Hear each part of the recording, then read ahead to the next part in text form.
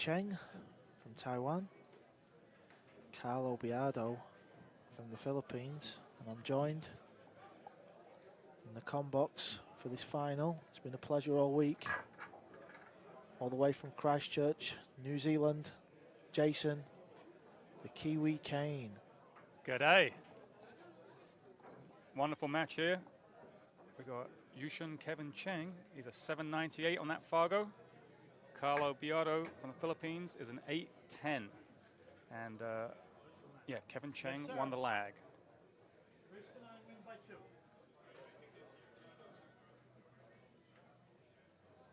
Carl, I've commentated on a few of Kevin's matches. He's been parking that cue ball and getting position on the one. Let's see if he does it here.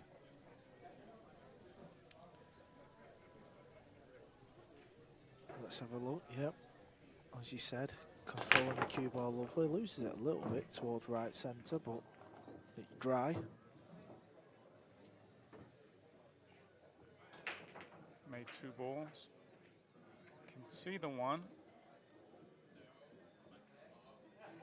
But just a safety option, I would say here. Yeah, it doesn't look like there's a bank on, does there? Because the 9 ball's in its path.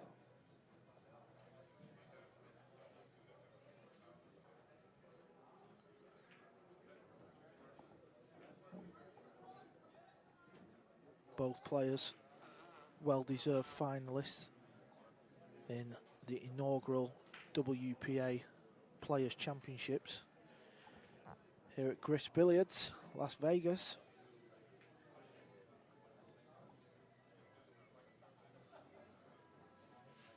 Biado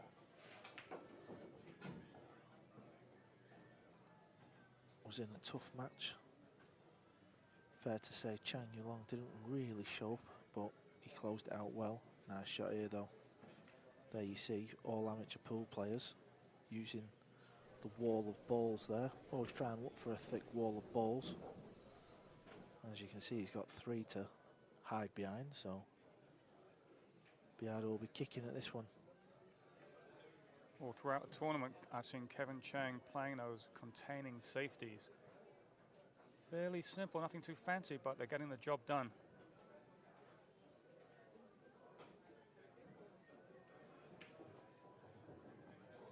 Kevin won a semi-final earlier today over Johan Chua from the Philippines, 9-6.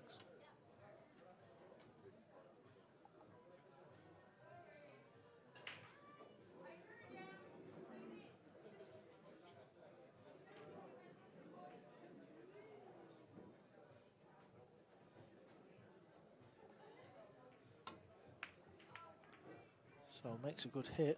Cue ball's coming round. He'll be happy with this because, as you can see, the orange 5 is acting as a blocker. So combination very, very difficult here. So you can't really see him taking that on because of the distance.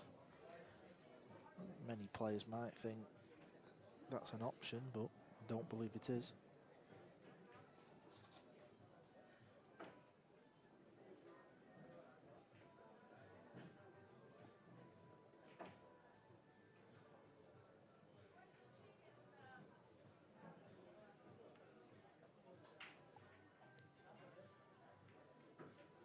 No, is he having a look? Yeah, I think he's lining it up all It's of a a big sudden. shot. Maybe he feels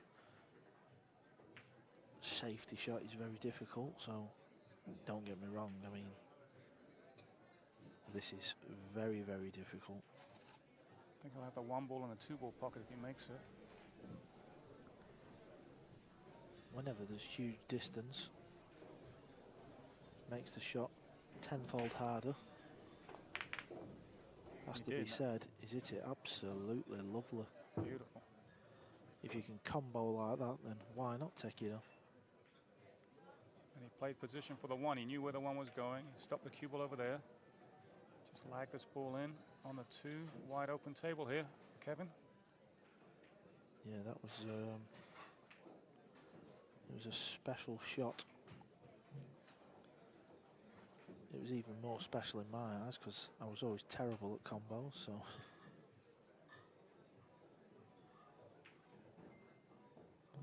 He's got that funny little mannerism, wasn't he, where he bops down, bops back up, bops down, back up.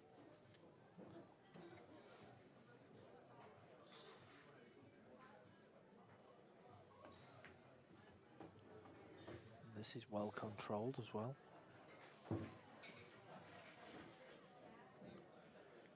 Kevin Cheng, former US Open 9-ball champion. And Who did he beat in that final? You've already stitched me up for this one. You stitch yourself up. Beat the one and only Carl Boyers in the final, 2015 US Open 9-ball. And just 2 days away from this year's US Open 9-ball championship. So both of these players obviously gone through a tough field in this year's Players' Championship, so they're going to enter that event brimming with confidence.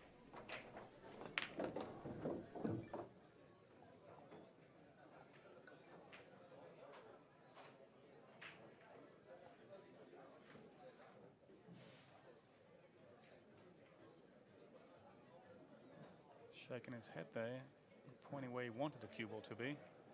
But I mean, he's still looking good here. Yeah, I think he's fine. I mean, if anything, he wanted a bit more angle just to make this next shot natural, but I think he's fine there. He's just settling himself down, isn't he? Plays a good shot.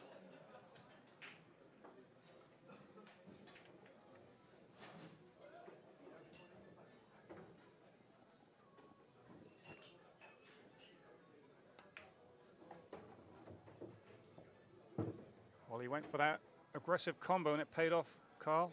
1-0 to Cheng. Yep, it's a fantastic opener in this year's final. We are playing on Andy 988 cloth on the nice diamond tables. Cyclop Hyperion balls. Master Chalk. This is a WPA event. It's their first event that they are hosting. Produced by CSI here. How tips. They also got a booth here.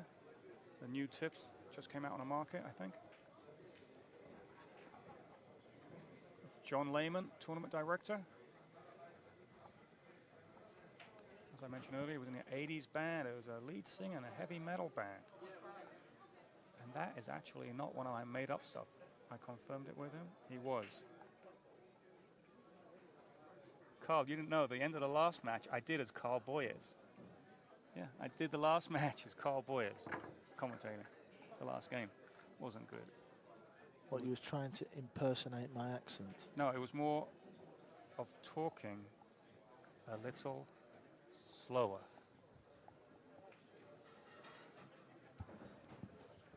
That's just one of my little tricks that I've picked up, so the viewers can understand my lovely accent.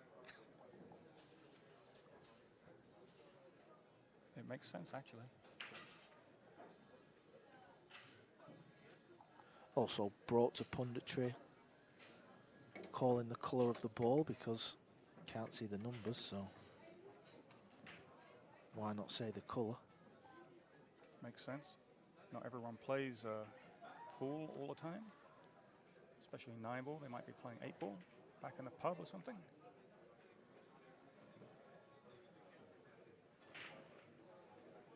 Now, Carlo is looking around. He's not allowed to ask the tournament director to set him up again. He's just got to accept it. So he's just having a look where to attack from, the angle. Yeah, as she said, he's just reading the racks, deciding what type of break he feels he's got to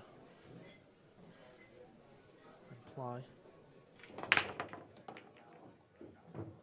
9-ball's in. 9-ball. Whoa. That's what you want. That's what you want. You want a fast rack. Some people like the golden break, some people don't. You know, I did see him slip John Lehman a $100 bill earlier. I wondered what it was for.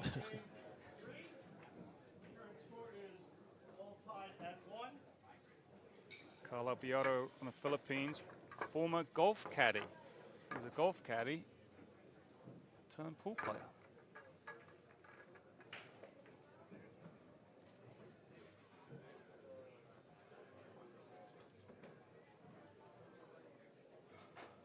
Biado, 2017 WPA World 9-ball champion as well.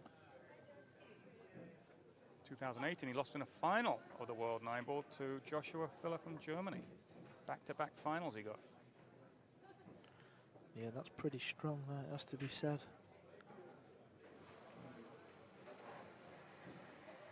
Can anybody out there name the other Filipino that got to back-to-back World 9-ball Championship finals? If you want to Facebook or Instagram me, see if you know the answer. Little trivia question here. What do they win if they get that? They win a date night with Jason Kiwi Kane. That's it. I'm sure we get no messages now. Good luck, guys. Sluggish rap there, you could tell. Balls just didn't really move as our referee John shouts out illegal break. An illegal break means Carlo can play this shot or he can pass it back. He's not allowed to play a push out. So if he likes the shot, he will play it. If he doesn't, Cheng will have the option of the push out because he was the breaker.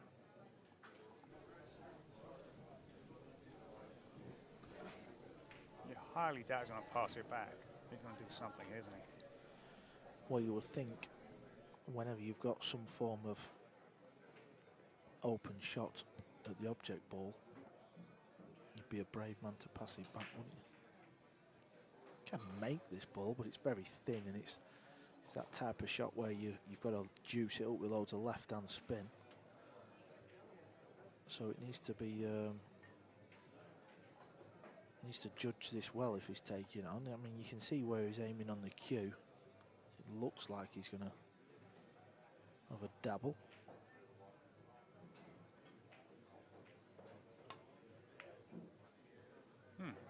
That's not good. Yeah, I'm not sure. I don't know if he's gone for it. Has he played safe? Tried to get the one ball on the side and get him behind the ball he's next to. You would think he's tried that because he wouldn't be that far out at the pot. I think he's just tried to get the cue ball in behind the 7 because he knows this one ball won't pot. But we know Kevin's very good at this this combo, but this is even more difficult than the last one he made. The hit is quite slow if he goes for it, like to kill the cue ball a little bit and leave the 1 there and a cue ball over there. He's a confident fella taking these on. This doesn't look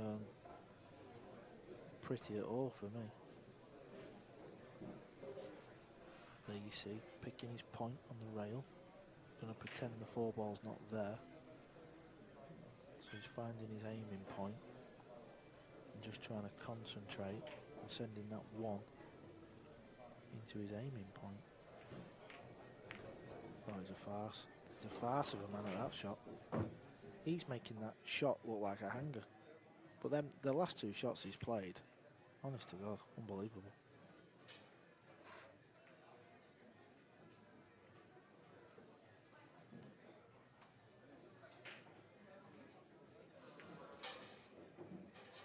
I think he's just okay, isn't he? He can just miss the 5 and come off minimum 2, possibly 3 rails.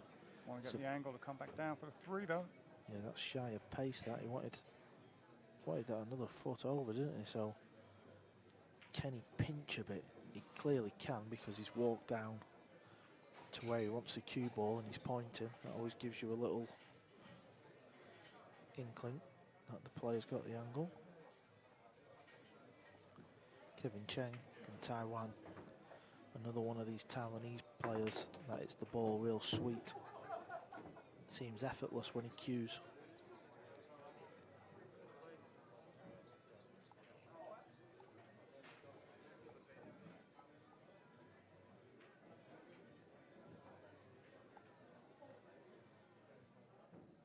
Five to the 6.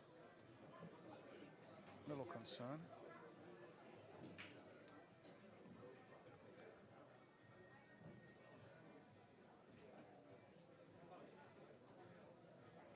Taking his time.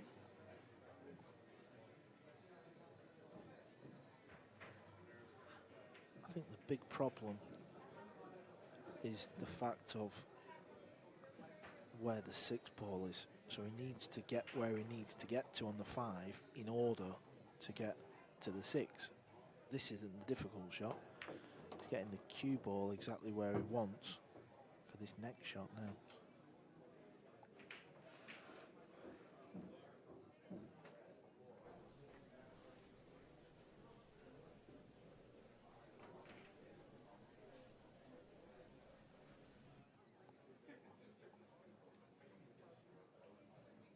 Tons of options here.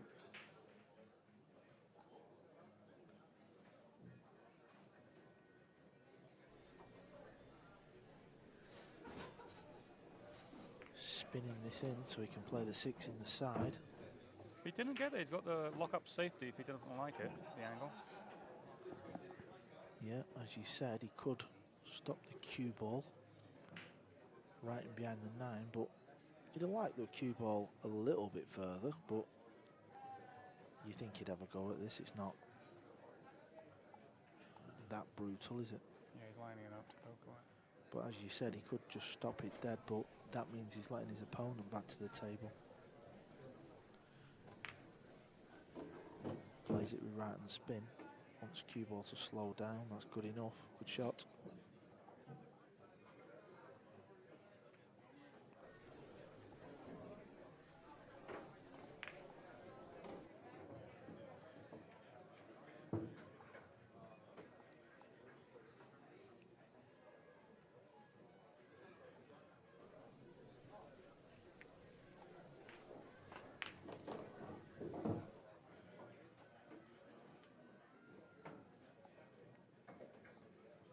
So again, the unbelievable combination at the start of this rack wins rack number 3. Kevin Cheng from Chinese Taipei.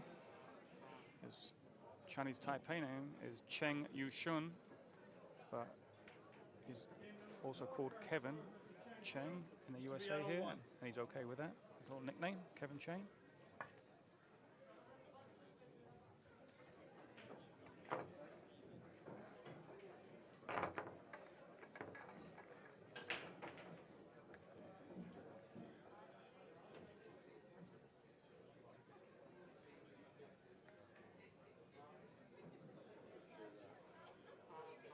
Kevin Cheng beat Fu Che Wei round 1, 7-4. David Anderson round 2, 7-2. Sean Wilkie 7-4. Beat Eagle Eye Jason Shaw 7-5. And earlier 9-6 over Johan Chua to get to the final. Beat some monsters there.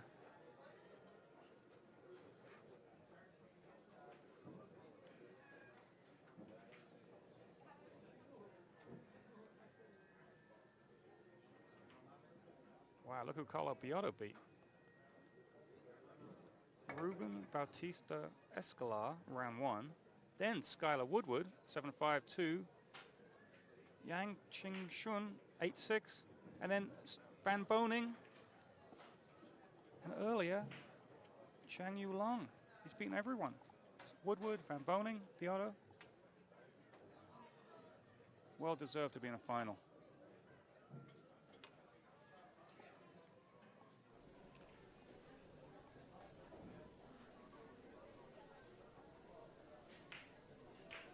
So as we've seen, Biado was very successful at the soft cut break when he was racking the balls, and he's not been successful on this break, has he? Dare I say another combo? But this is a tough off angle one, isn't it? He's laughing, I think, a little bit like, oh, another one? I think this is a lot easier than the previous 2. Oh yeah, it is easier, yeah. Yeah, but probably missed this one now. 4, 5, a little tied up. Get good position here though. Cue ball should hit the 6 ball. 1 staying towards the pocket over there. 3 balls up there as well.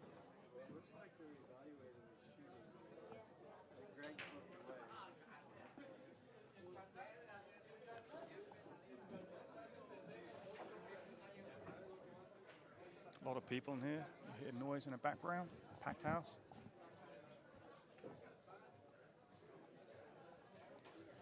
Chris Billiards here in Las Vegas, been a fantastic host. Made another one. Yeah, he just needs a combo every rack, doesn't he? If he can keep getting a combo every rack, he's going to walk this final. As you touched on before, 4-ball kind of tied up, isn't it? So what he's doing there is he's looking if he can get the cue ball, let's say on the middle of the table. Can he cut the 4 in, use the 1 rail and just bump the 9, and he would be on the 5.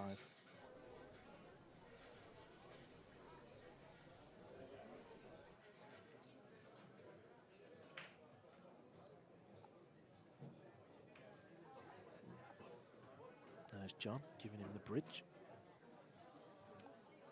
Thought he were going to hold it that way then. I thought this is a new one.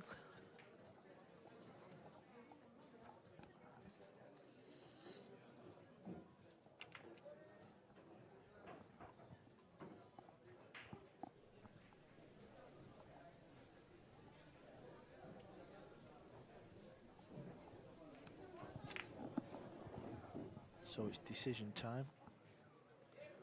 Will he risk going into this cluster? That tells us he is doing. He wants to hit just above middle with right hand spin. Can't be sure how it's going to end up, because if you hit the 9 just off full ball, cue ball could land either side, could land past the 5 or underneath the 4. He knows dropping it in and trying to just land in the middle of the table is also difficult to judge. The way he's cueing there, you can see he's spinning this in and going into him. So into the 9. Oh, I've called a shot there, haven't I? Go on, you beauty.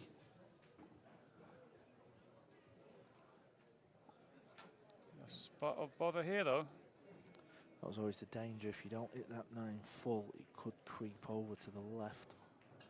Jump shot is on, but obviously if he pots this, cue ball's flying up table.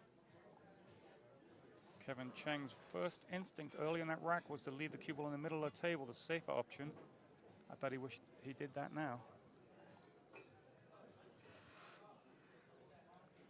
Looking at the table, he's got no real option other than the jump, so this is a case of just pot your ball and take whatever it gives you.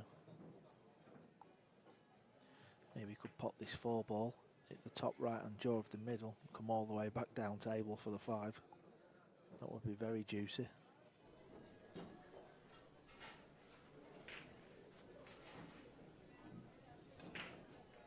Wow, he made it. Where's the cue ball going? He's scratched. It's in. Yeah. Good jump shot, just very difficult to control the white.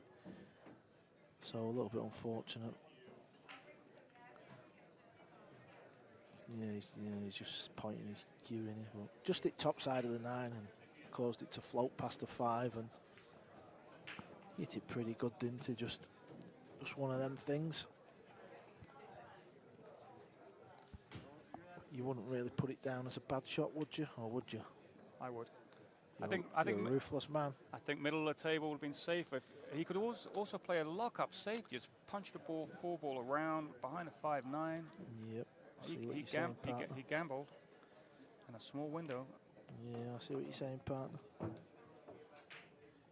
Looking back now, you wish he wouldn't have gone into him, but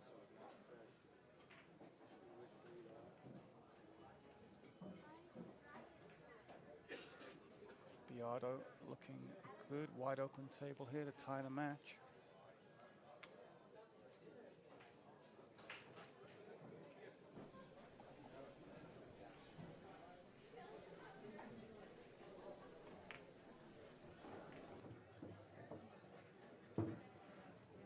We are in Las Vegas, 6:27 in the evening, in my home country of New Zealand. It's 1:27 in the afternoon on Saturday, on the 20th, and here's the 19th.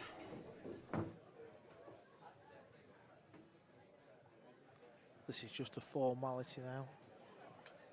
Clearly this match will be 2-2. Cheng can't look.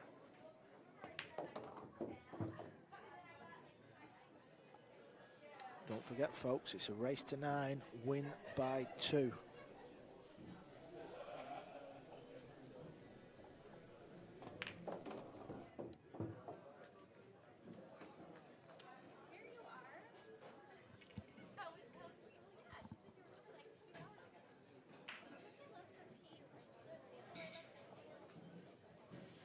We mentioned the sponsors earlier. Give a big thanks again to all of them. This is the WPA Players Championship, WPA event, produced by CSI. Race to 9, got to win by 2. If it goes 11-11, we play 1 game of sudden death. It's our last day, last match. We've been here 8 days. That's including the 4 days of qualifiers. We've seen everything. No one's played perfect. In these short matches, anything can happen.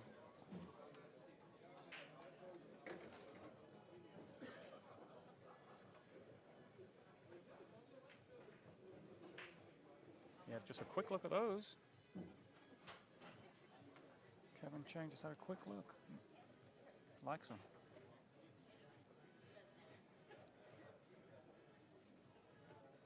Lost a cue ball on the last break. Let's see if he keeps it parked on this one.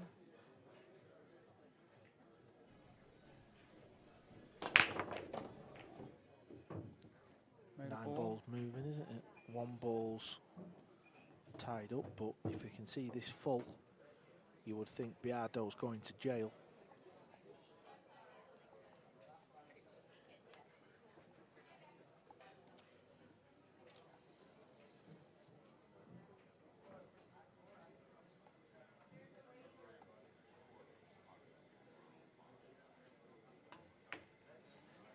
There he is. Yeah. He's in jail, and he's in jail good. He's only got 1 shot here. He's going to go 2 rails up towards right-hand side of the pocket. Come down towards this one. If he hits it right, he may pot it, but that would be very fortunate. But there's a small chance. Obviously, at this stage, he'd just take hitting the ball.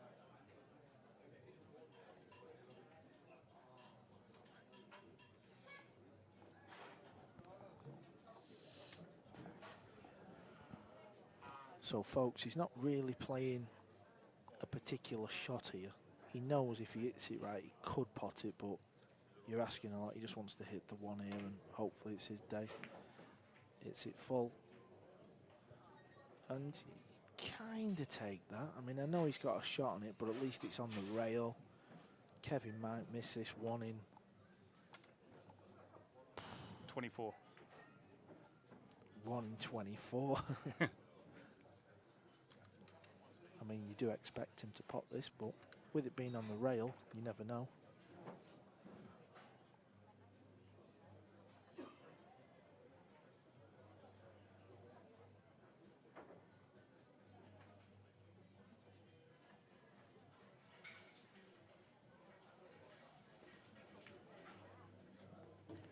Rolls it in with ease, so Biado makes a good hit on the 1 ball, but today wasn't his day, and he left it on.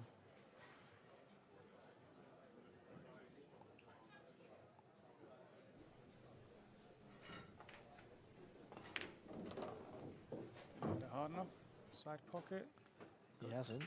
I'd rather that be on the other side to float in for the 6. Now he's bumping into the 6, I think.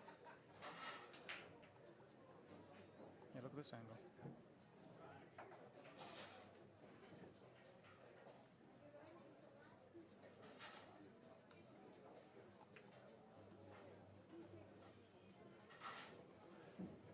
Yeah, so he's got to judge this, hasn't he? Once he cuts this ball in, he needs to try and control this 6, and he hasn't. So, small chance for Biado. Very thin cut. Do believe he's going to have a go at this. Be playing this with left-hand side.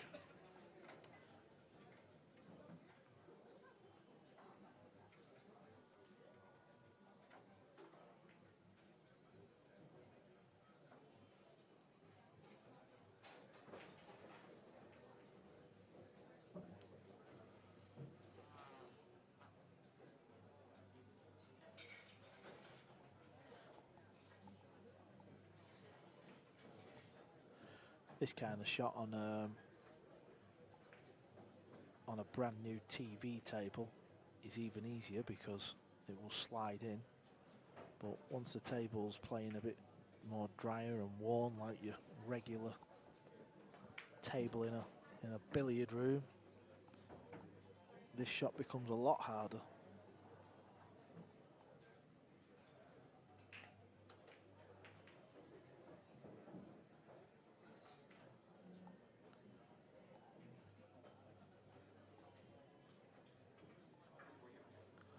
Let's just keep an eye on where this 6-ball goes. Oh, he's played it well, to be fair. He's got in clean. Biado's only chance is if this lands plumb straight.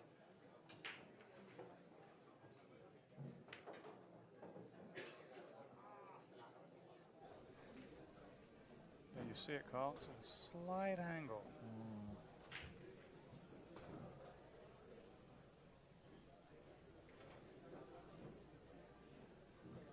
Taking its time.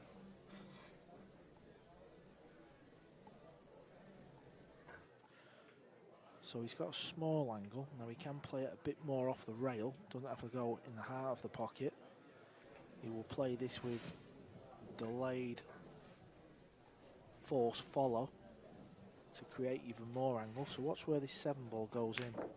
Wait, it went in too. Whoa. Yeah, it went in too clean. That was the problem.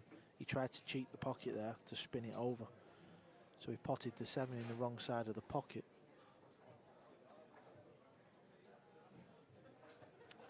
So now he's faced with, do I play safe or do I go for the bank in the bottom left, bottom right pocket, sorry, where he stood. Maybe it goes in the middle. 9-ball's not in the way, is it? No. No, it's not. So the 9-ball is, yeah, the 9-ball's not in his way there, so.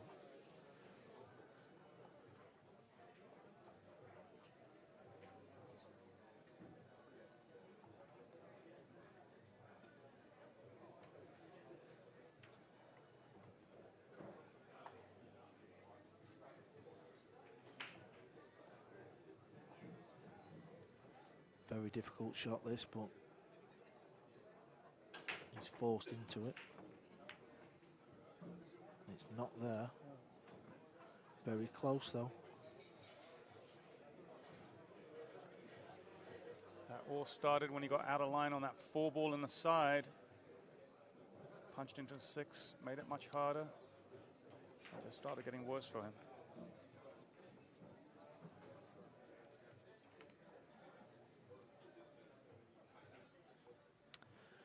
Again, this is no gimme. It's long, cue ball. It's always a lot harder when you can't get your bridge hand on the slate. So even though the cue ball's not on the rail, his hand is, so just gives it a bit of a different edge to the shot.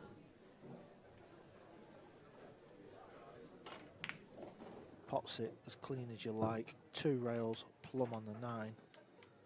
How do you like this for a shot?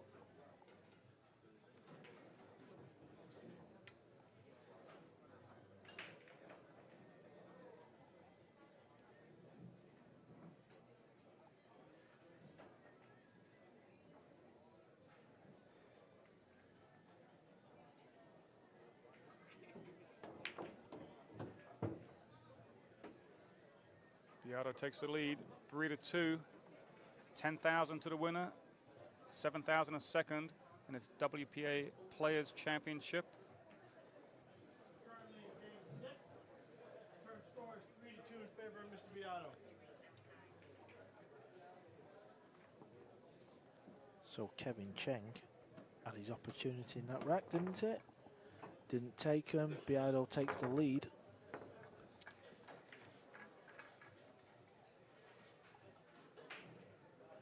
Have you enjoyed yourself here this week, Jason? Yes, I have. My first time commentating. And I'm happy to be sitting next to you, learning a lot. I'm going to talk a little slower in the future when I'm live on pay-per-view. Unless I get excited, then I'm going to go off. Is that how bad it is? Is that how I talk? No, no, no. You're perfect. A lot of knowledge. Love learning about the natural angles and everyone, you know, all kinds of things. Excellent. And after this match, we're going to get a couple of beers in, I think. A couple. Yep. Out on a towel. A couple of dozen, I think. That's it. It's been a long week. We've done stage 1 and stage 2. This is day 8, and it's the final match. I never thought we'd get there. Yeah. We've had everything. We've had Del Smith from London, England in the qualifiers. From Del Smith to Carlo Biado. About to smash these up. He's also broken serve there, as we say.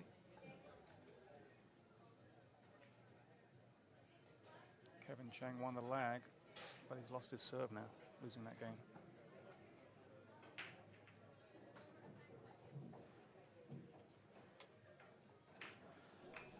So Biado checks the rack, moves cue ball a little bit more towards the center. So he feels like there's a gap somewhere, so kind of prefer it when players are hitting the break hard as opposed to the softer break he's been doing. Feel like it's better to watch. Makes a ball, 9 balls moving towards corner again. Again, yeah. Now, will he have a go at... it's not over the pocket, is it? So I can't see him taking this 9 on. I think you can forget about that one. Looks like he's got a quite easy, obvious safety shot at first glance. Got to be careful you don't leave a jump shot 1 into the 9.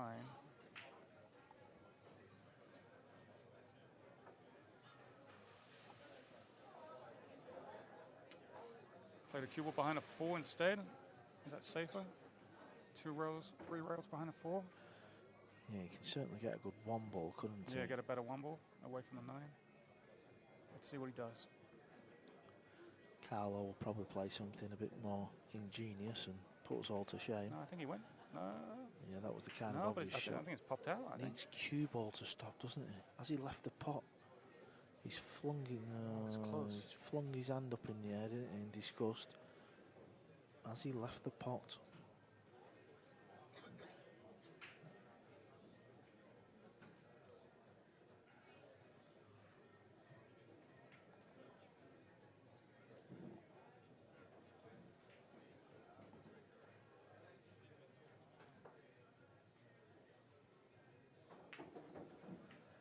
Difficult to see if the potting angle is on. If I was a betting man, I would err on the edge of no. Not a bad effort, is it? At least the 1 ball's tied up. I think Carlo's just got to try and bump this 1 ball inside of the rail and the 6, I think.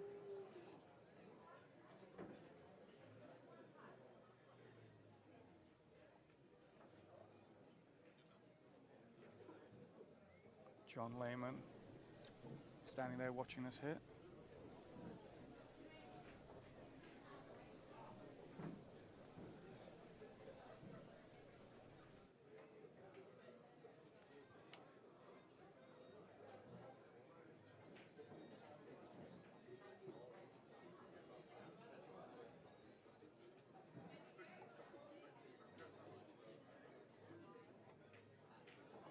That's what he's tried. He was good at it, did hit the 1 ball. He was just trying to sneak it in that little window, wasn't he? Sometimes when you roll the ball and all, you might feel like it's pulled off a touch. Could hit a bit of chalk or a bit of dust or one of the moths out of your wallet. No, no, no, no. I'm not like that at all. That's Suke. I'm fine. Oh, that's Suke. Wow, that's funny. Sometimes you forget you're on the stream, so yeah, he's made a good shot there, hasn't he?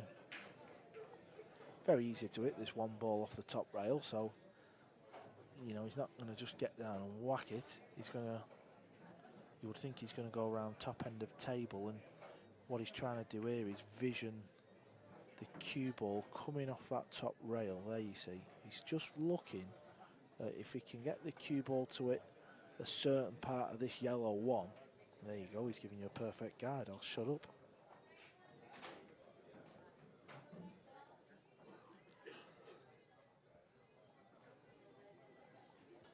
And those of you who've been emailing asking where is that smooth, silky voice of Ben Sutherland, he will be joining us later in this match. Satnav Ben Sutherland. He got an offer for Satnav to do the Satnav voice, I found out earlier. So in your GPS in your cars. Yeah, that makes sense, actually. He's got a soothing voice. Turn left. Next right, 200 yards.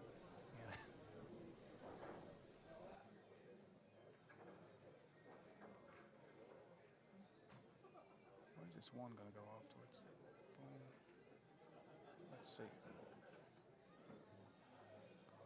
So he's just trying to hit the right-hand side of the one. 9 ball. He's chased the 9. It's a fair effort. Bad news is he's left it. I'll tell you what, it was a good effort though, wasn't it? It was close. Good vision. Wow, he went all out there. From the world champion. Don't like saying former, but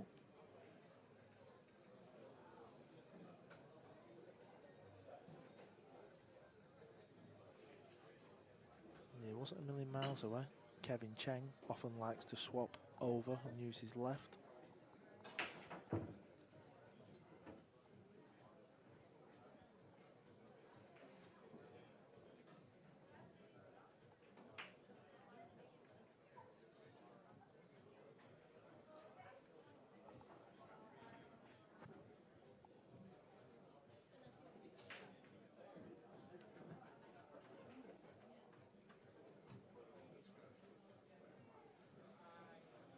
So, just going to draw the cue ball over. Nice and easy for the 4. Plays the 3 off the 5. So that works. Let's get out here, middle of the table. Did he underhit it? No, he's okay.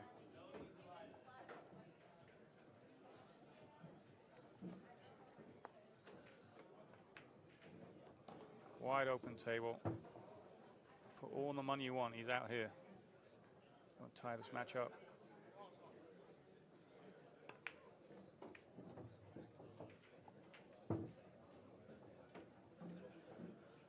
Sure, it's no surprise to the viewers and ourselves.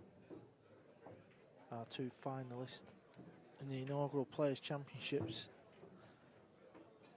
Both big hitters. You would also expect one of these to go close in just a few days' time. Absolutely, especially with this warm-up they're getting here. That's it, tie the match up. Back on serve. Cheng Hsuan, Kevin Cheng with a nice out there. Carlo Biado, instead of playing the kick safe, went kick billiard on the 9, all out, and sold out.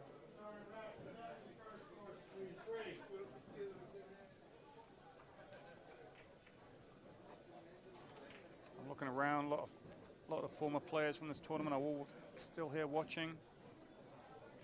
Chinese Taipei guys, Filipinos, everyone's here, intently watching this match.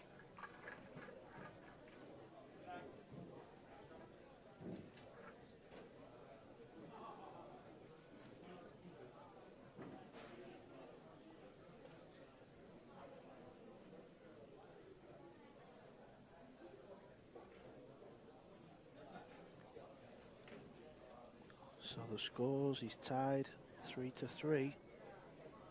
Be kind of nice if this one goes all the way, wouldn't it? And we have a sudden death rack. That'd be nice to sweat. Yes, that would have to go 11-11, and they would lag again, and 1 game of sudden death to see who the champion is.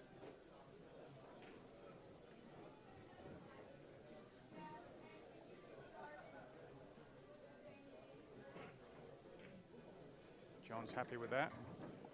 Let's see if Kevin is. John's happy with that. We're happy with that.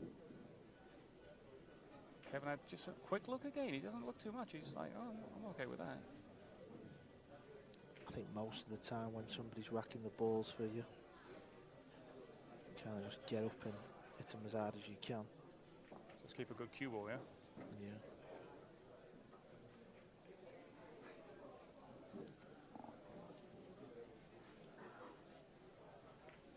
Very good at controlling the cue ball is Kevin, so He lost it a little bit. obviously sends it across the room just because I said that, but it's worked out, hasn't it? Absolutely. Especially if the 2-ball keeps running, which I don't believe it has. Interesting to see if this is a 2-9 combo, because if he's just off straight on the 1, can he spin it round off 2 into the gap? We know how deadly he is with those combos. He's looking at it. Oh, he's shaking his head now. What's he looking at here?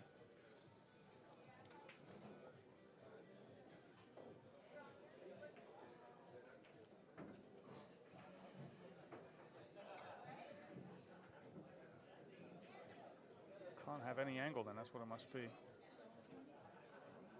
Jacked up.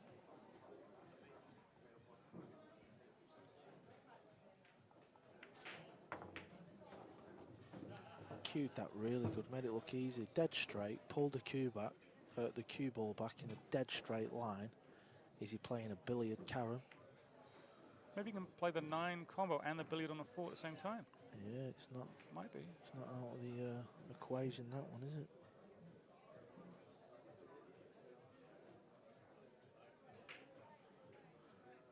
So watch the purple 4 and the 9-ball, folks. I think his intended ball here, to be honest, is the 4, because it's probably a little easier to judge, maybe. Sometimes you go for both and miss them both. You should just pick one, maybe. Often do that.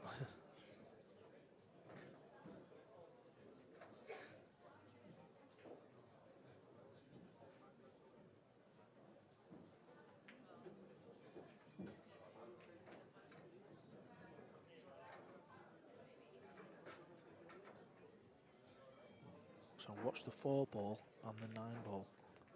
Play the 4 and go position. Wow, how do you like that? Looking good now.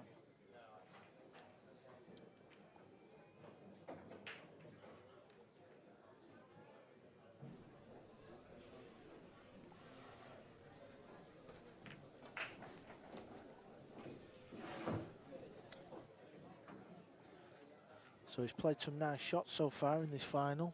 Some nice combos, some caroms, showing the skills that he possesses.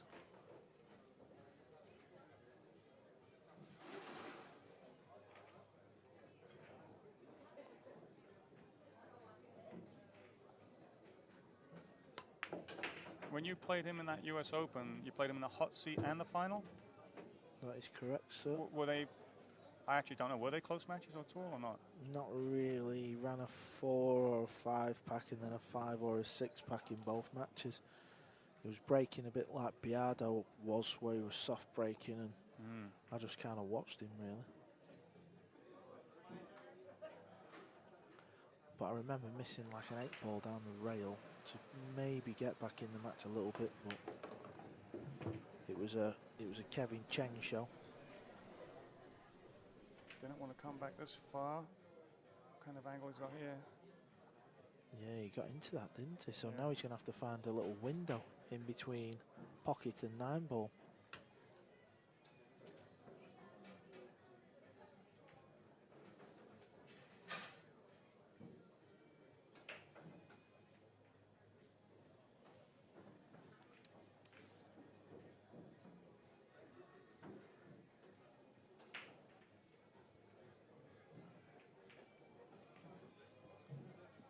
Let's watch the cue ball here.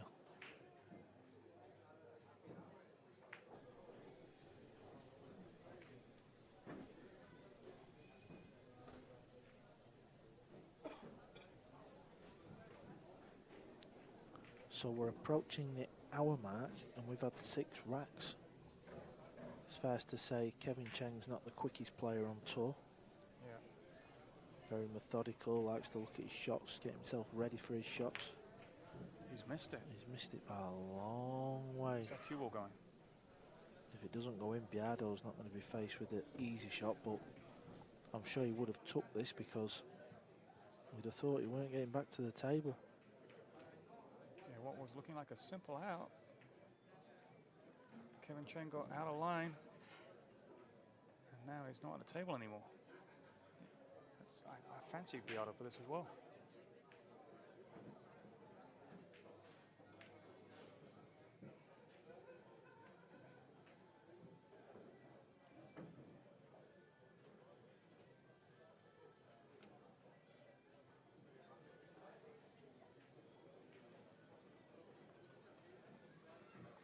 Yeah, it's not an easy shot, but I'm sure if you'd have asked Carlo, do you want this shot or do you want to be sat in your chair 4-3 down, he'd take this obviously, so needs to be cued well. Look at that shot. Oh, it's beautiful, especially if it misses the 8. Wow. Oh, wow. What a shot from the Black Tiger there. He has punished the mistake from Kevin Cheng.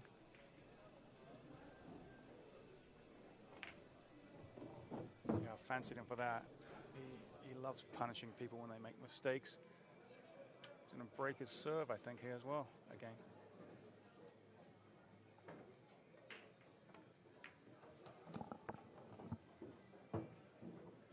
Biado takes the lead, 4-3. And we've been, early in the week I said this, we've been getting a lot of lovely messages about the commentating. Lovely, lovely messages. And I had the same question early in the week. How do they get a signed photo of me? Now, Kathy Smith sent a letter in asking this. And as I told you, Kathy, you put that $20 bill in an envelope, you send that to me, and I'll get that photo out to you. Get well soon.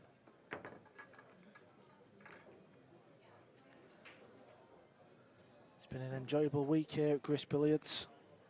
But one thing's for certain, you got to work on your jokes.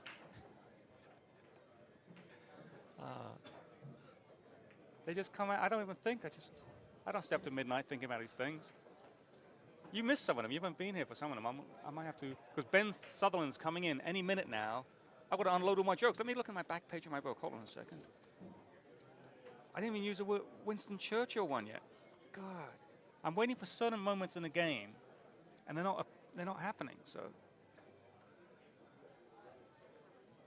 I might have to just squeeze them in somewhere.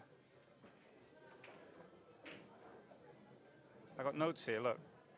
Shire, bowl of taters. That's a note. Meerkat. That's another note.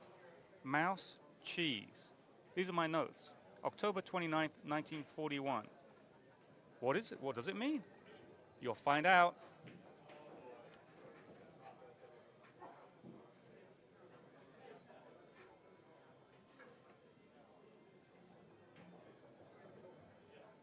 During this final, I've been sat here drawing a picture Let me have a look. of our other co-commentator, Ben Sutherland.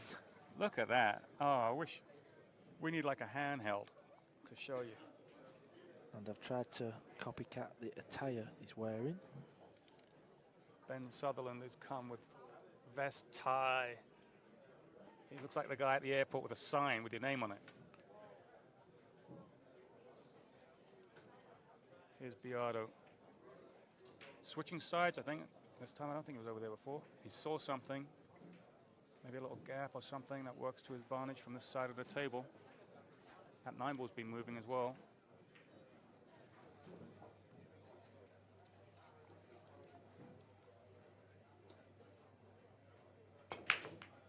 Wow, he's hit those soft. This is the break he's been doing, so he Look at this. was happy with the rack. Oh, might have it. Yep, there you can see it, folks. He's on this 2-ball. He's made 3 balls there. Didn't hit him that hard, but very successful.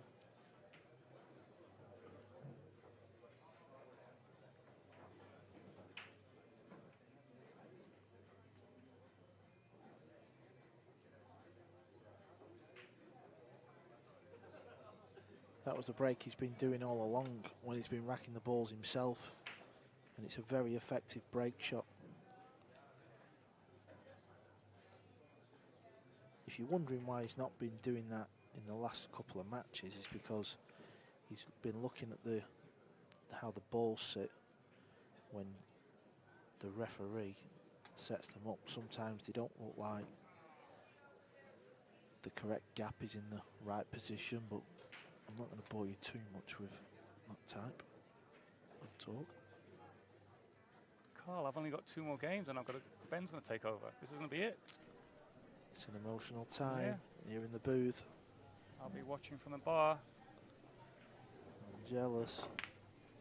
He's missed it. Yeah, he wasn't comfortable, was he? You could see he was up, down, up, down. That's a big miss. Yeah, be confident, Carlo. Get down and slam that ball in. You're a world champion, man.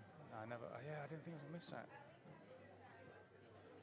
God, he could have really put the heat on Cheng if he had made this out. Yeah. Good chance for Kevin to tie the match.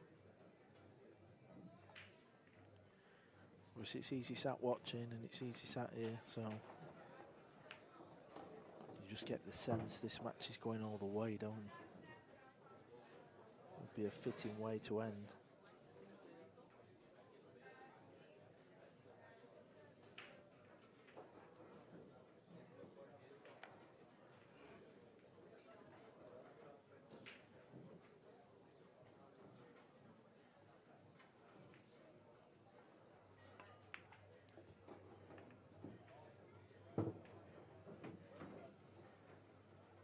You would think there's many more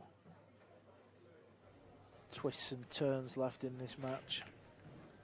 You know, it's a big title, big tournament.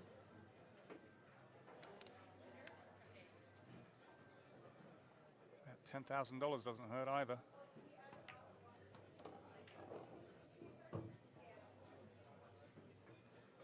It's very true indeed. $50,000 added to this event by WPA and the sponsors.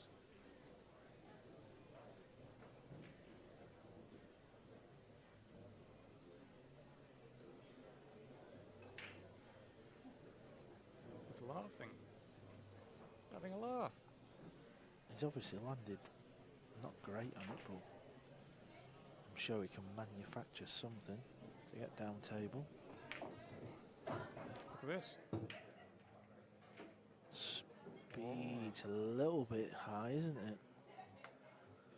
Yeah, he's landed a little bit low there. Obviously, at this level, you always expect the players to pot this ball, but you just never know.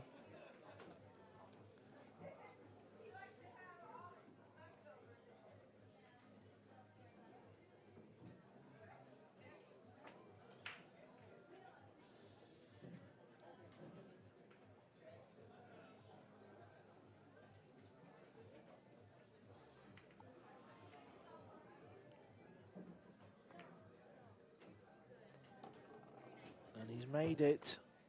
We're back to 4-4, folks. Back on serve.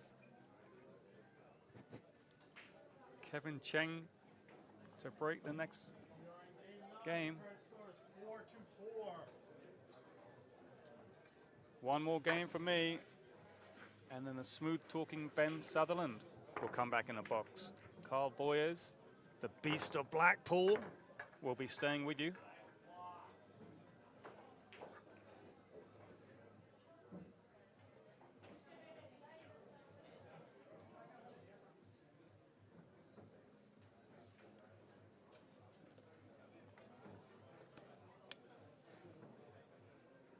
I don't know how I'm going to squeeze a couple of my jokes in. The situation hasn't been coming up for me. I'll have to wait till next year. Phew.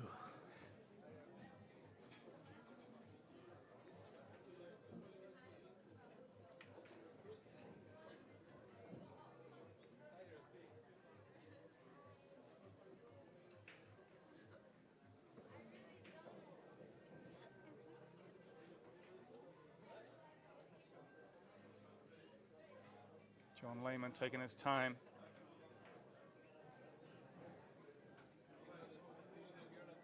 Does not want to make a mistake for the players.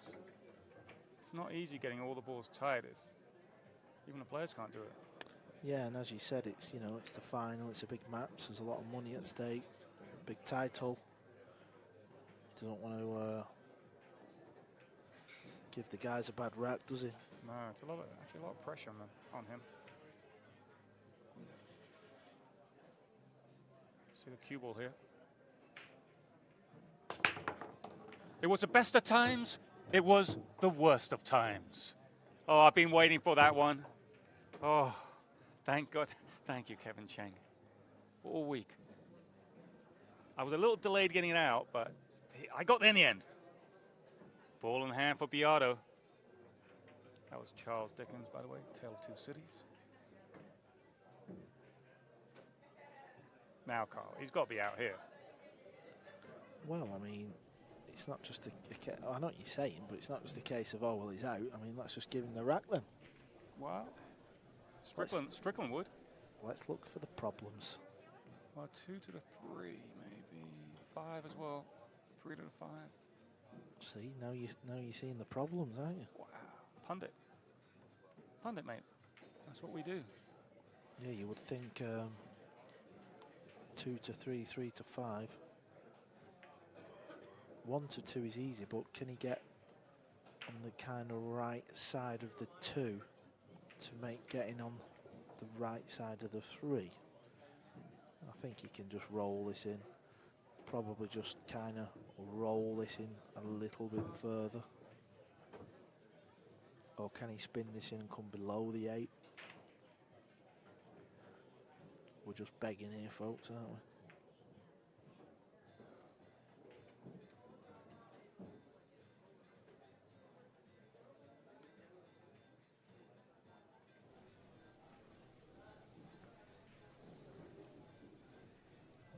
Ben Sutherland, I'm looking for him. I don't see him anywhere. Well, we'll find out after this game. Naoki Oi is over there. Maybe he'll come in and do some commentating.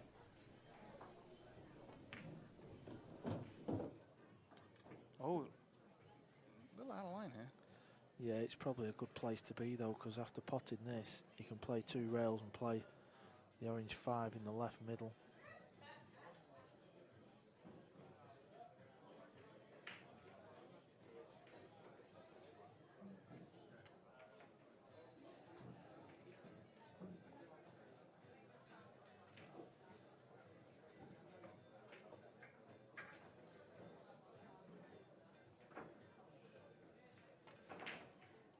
Made it. Slow down. Perfect. Yeah, how do you like that?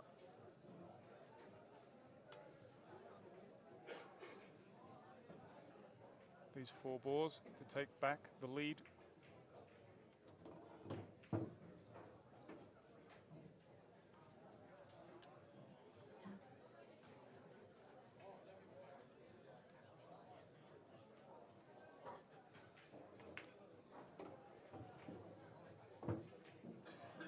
So Biado back in front, just passes the halfway stage of this final.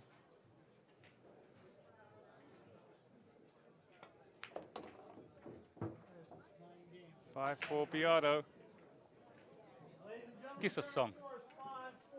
Come on, boys. It's the last day. I'll sing it with you. And we are back. Biado's up 5-4. I'm going to exit stage left. Thank you, Carl Boyers, for all your knowledge and everything, all your jokes. I will see you at the bar.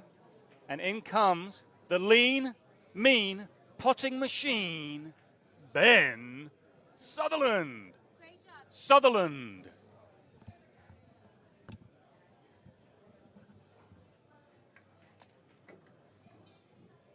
Current score is, in game 10, the current score is 5. So we are back. Thank you for that introduction, Mr. Kane. It's nice to be back with you, Mr. Boyes. How are you, sir? I'm good. It's been a fantastic match so far. Biado just sneaking in front time and time again. He is winning 5-4.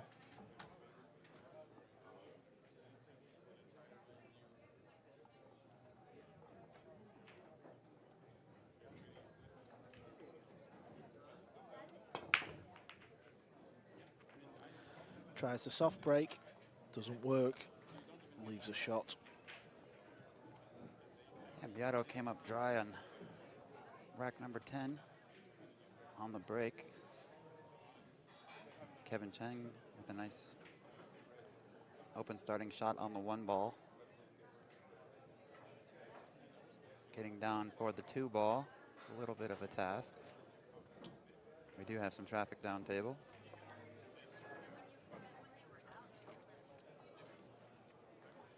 Yeah, first shot is key here. Just try and navigate down table for the blue 2.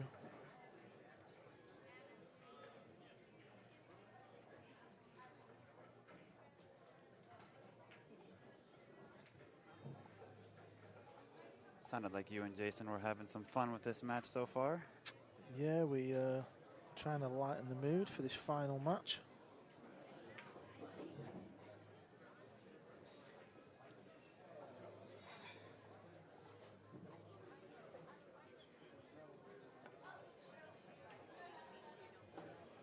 How's the pace? How about that touch?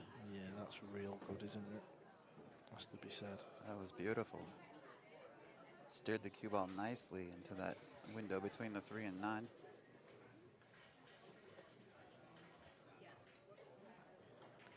Needs another good one here though, because this is quite thin.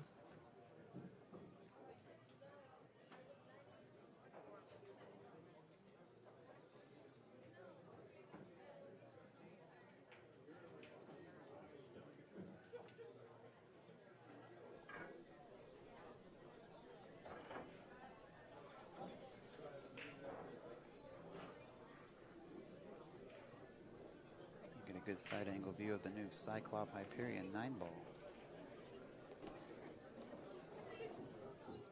Did pretty well for what he had there. Yeah, just decided to leave this long, make sure he found the correct gap.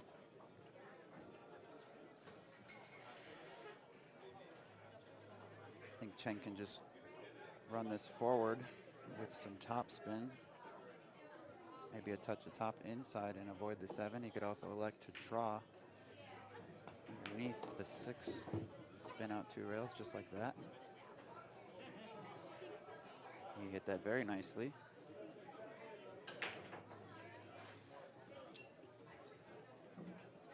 We are here at Griff's Billiards in beautiful Las Vegas. Nearly a packed house. Lots of people, so if we have some background noise, we do apologize, but everyone's here having fun, having a good time.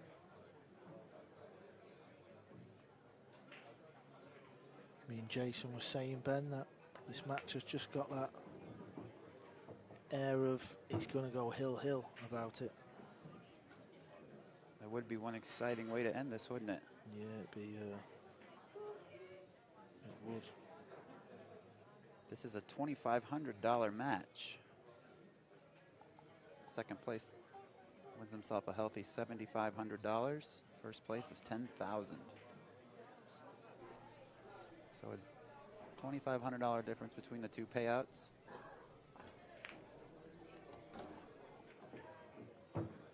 Kind of gone a little bit wrong this. He wanted that cue ball good where he's pointed there, a foot to the left or a foot to the right. So he's landed on the old 50-yard line, so he's going to have to really get into this cue ball to slow it down.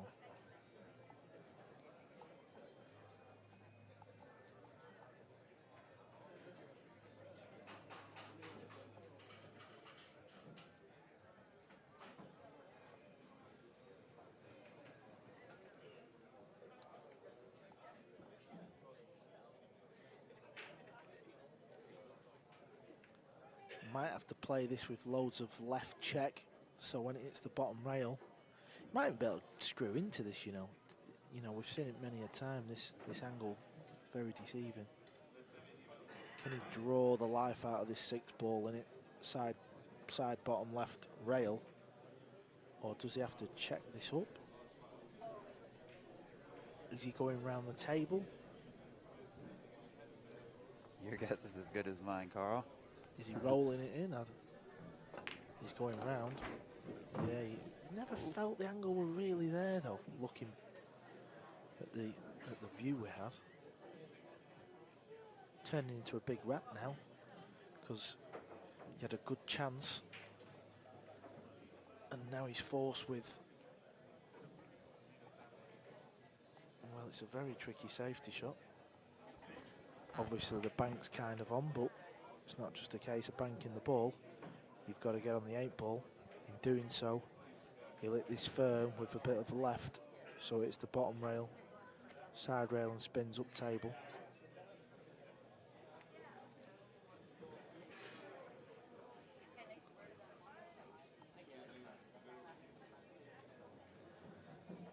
And at the scoreline, this is a huge, huge moment here.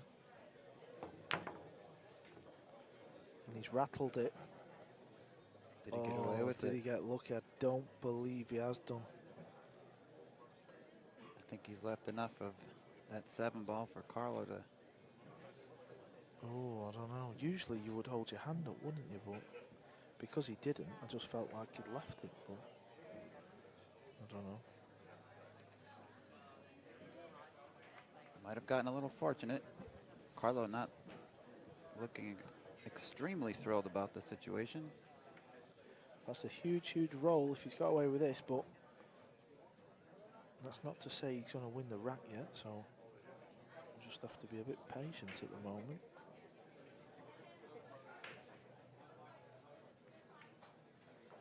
Could have gone anywhere, that 7 ball. Is he going to swerve around the edge of the 9? Going to put a little spin on this ball.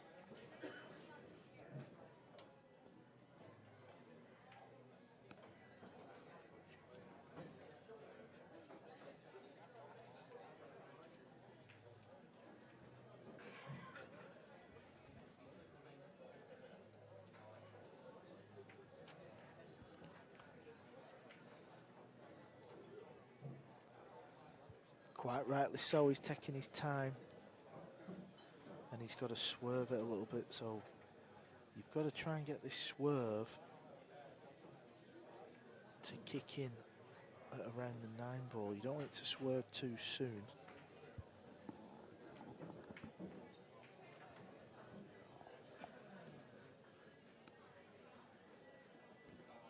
Now he's looking at either rail first or kicking this ball away. I'm not quite sure.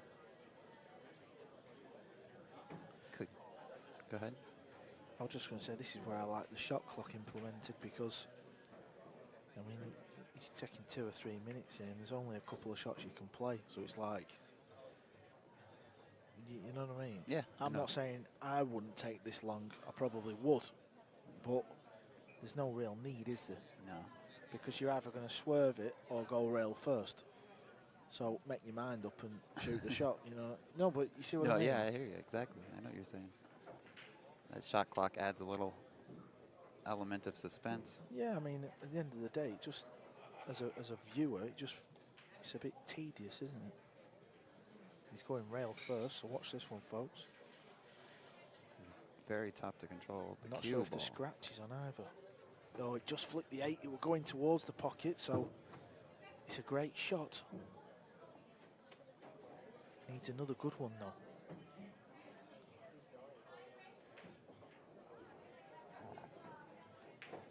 The Filipinos, so good in them kind of situations where they've got to kick the ball in, and so he's playing it in the top right pocket. At first glance, I thought it might go in the centre. Oh, he's looking at the centre now, so.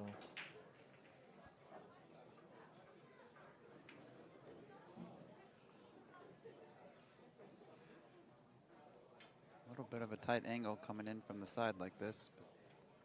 But I do believe Mr. Biado can handle this.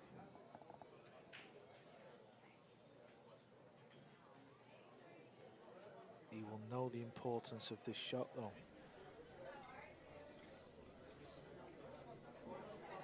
Again, if there was a shot clock, I feel like we might be on the next wrap by now.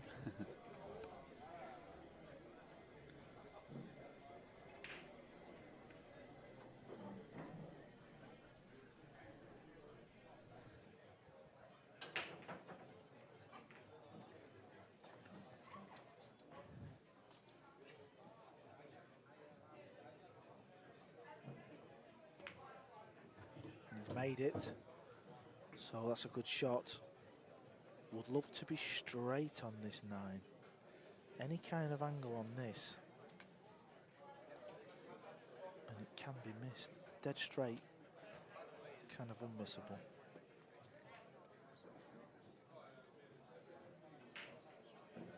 It's a big moment in this match, folks. And it's there. What a 3-ball run out that is from Carlo Biado to take a 2-rack lead. Cheng trailing by a score of 4-6. Folks, we are coming to you live from Griff's Billiards here in Las Vegas. This event has been sponsored by Predator Cues, Master Chalk, the Rio Hotel and Casino, Andy 988 Billiard Cloth, Diamond Billiard Products, How Tips, H-O-W. Check them out on Facebook, facebook.com/HOWCUE. And this has been produced by CSI, Q Sports International, and brought to you by the WPA, the World Pool Billiard Association. This is day 4 of our main event. We started with 4 days of qualifiers. And we had 4 days of main event action. We are now into our very last match of the event.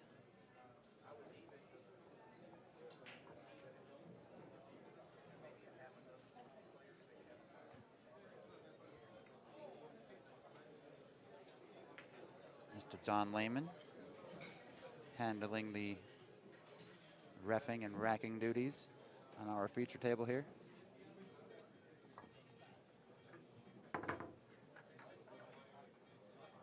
John's been here all 8 days as well, working his booty off.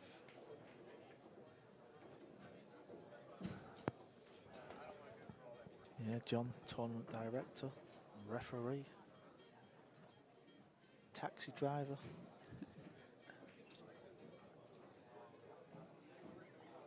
Hairstylist. Whose hair's he been doing? He's not been doing his own, put it that way. I like John, he's a great guy. A lot of fun to be around. He's got some pretty cool stories too. Not unlike yourself, you're full of some fun stories, Mr. Boyes. I won't embarrass you or put you on the spot on the stream. Go ahead. I can't think of anything at the moment. You're just trying to make something up, aren't you?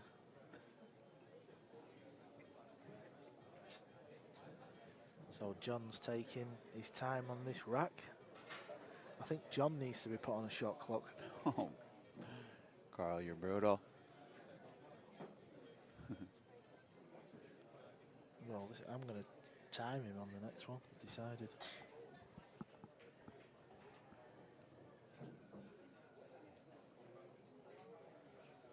He looks happy with that. Kevin Cheng to break off rack number 11. Takes a quick look at the rack. Decides he's okay with it too. And he's ready to give him a crack.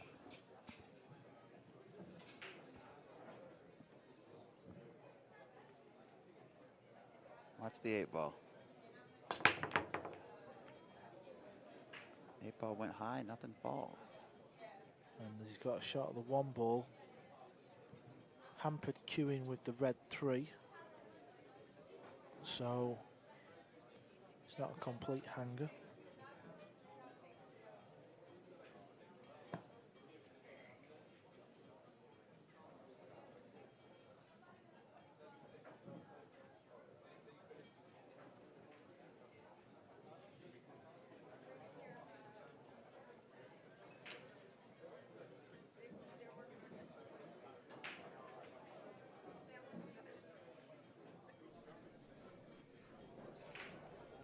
There you can see the 3-ball just causing queuing problems, but this is a case of just put your 1-ball, Carlo.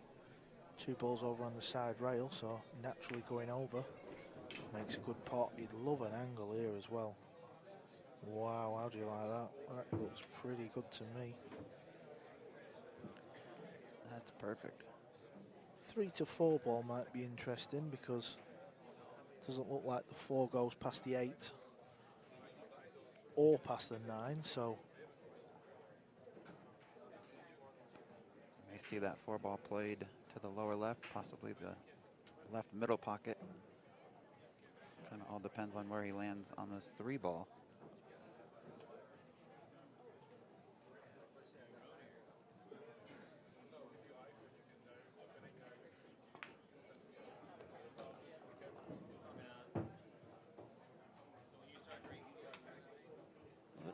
Little bit funny here.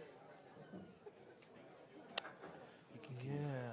I think he can roll this in and take the cue ball into the 5 or the 4, possibly create a shot. He's going to take a moment or two to assess the situation.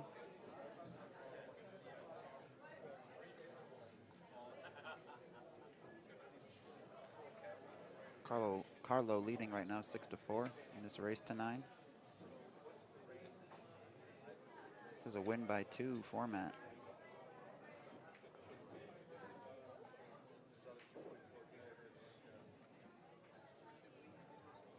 So if we are fortunate enough to see this match go 11-11, we will have a 1-rack decider, and the breaker will be determined by a lag. We've seen it a couple of times throughout this event. Kind of a unique but cool format. I'm a fan of it. So he did what I thought. Lacked a bit of pace though, didn't it? Yeah, he tried to create something there. Didn't get rewarded too heavily with an aggressive position. However, there are plenty of safety opportunities on the table should he elect to go that route.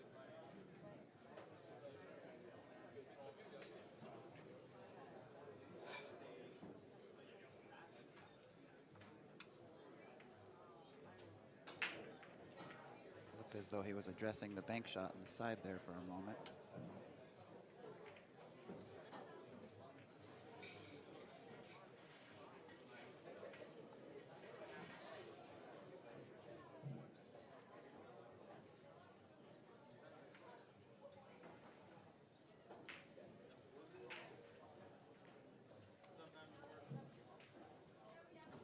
So Carlo taking his time here.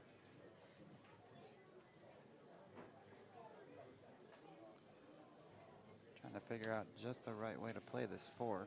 Does he want to attack or does he want to duck? And if he ducks, how does he want to do it? Looks like he may be using the 9 for coverage, banking the 4 back across. Needs his cue ball to spin though. I don't know about that shot. I think he might be okay. Tough to tell if there's enough of it exposed to pocket the ball or not. He certainly can see the ball. He's not taking much time, which tells me it goes. Yeah, Carlo was trying to get the 4 ball further to the right, wasn't he? So the 8 come into play. Tough pot though, striking down on the cue ball. Plenty of distance in between the balls, so it's not a complete guaranteed shot.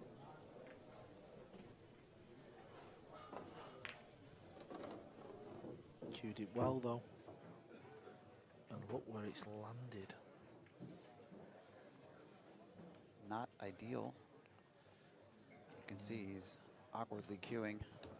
Not too happy with his positional effort there. He's not the tallest guy in the room, and he's got to reach halfway across the table and cue over an object ball, while at the same time maintaining 1 foot on the ground.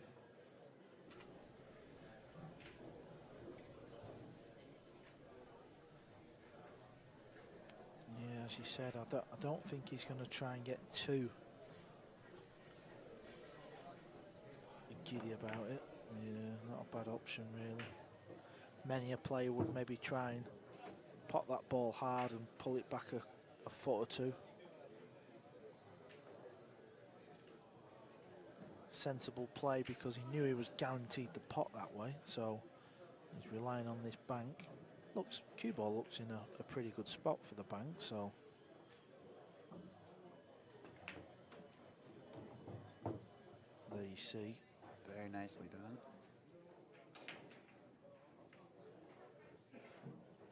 So Kevin 3 balls away from getting within 1 rack.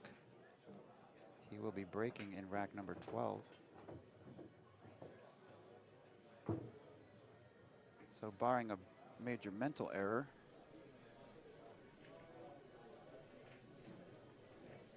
Cheng will be within 1.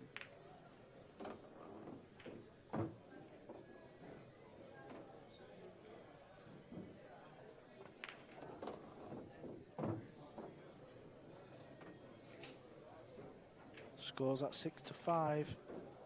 Biado, we've been playing just over an hour and 30 minutes. Game 12, the current score is 6-5 in favor of Mr. Biado.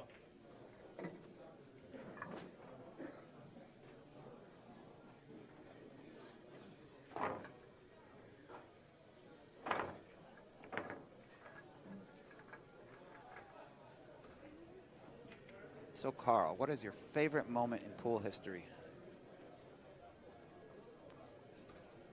Got you thinking there for a minute.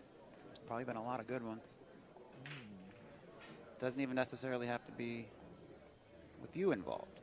Just in general, maybe your favorite moment in pool took place amongst other people or players. Maybe you don't have a moment. Maybe they're all your favorite. Kind of trying to pick your brain a little bit. Give the viewers a little Carl Boyes insight. Favorite moment in pool history? I was kind of hoping you'd say something along the lines of, you know, commentating all week with you, Ben, but clearly that didn't enter your mind. If you'd have said worst moment in pool.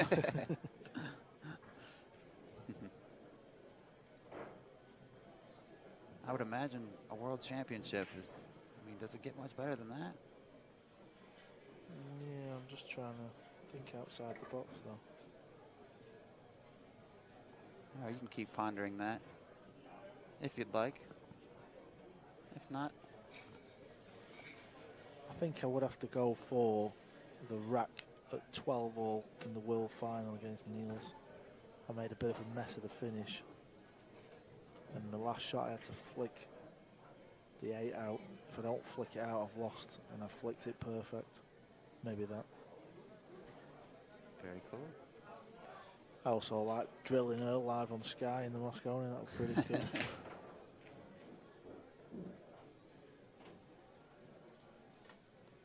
So Carlo will be breaking with a 1 rack lead.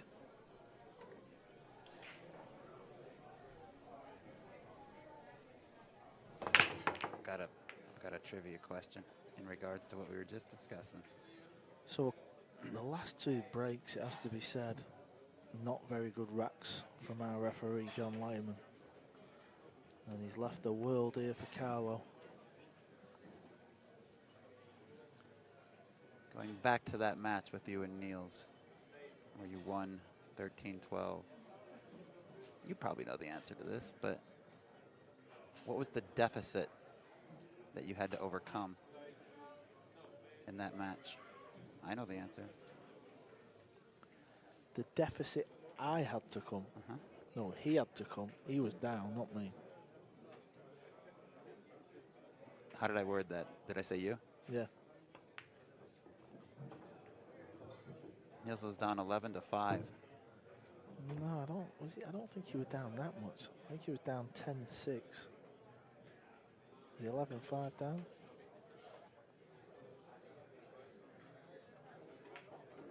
You know more than me, Ben. Quite clearly. I was just there. So first shot goes a little bit wrong for Kevin Cheng. Doesn't get on this 2-ball, so cue ball in behind the 5 looks pretty tasty, doesn't it? Just float it round. There you go. Spin will take it over, but he's hit it full. and he's forgot about the 2-ball. Has the 2-ball run along enough, or can Biado chop this ball in? It's kind of just run on just enough where, there you see, just enough where it makes it quite a brutal shot. This, it's very thin. Often you see players miss this ball altogether.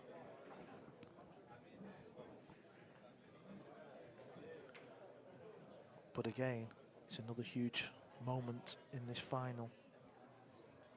You would have thought Kevin Cheng would have got the cue ball in behind the 5. Yeah, especially with the cue ball control that he's displayed all week, especially on those type of finesse style safeties. He has been absolutely incredible. So he's made the 2, and this is where he needs a bit of lady luck. He doesn't need this cue ball to land on the 3, and it hasn't. It's landed perfect. Does the 4 past the 7 turquoise blue ball? If it does. I do believe it does. If it does, these are all there, aren't they? He's having a good look though.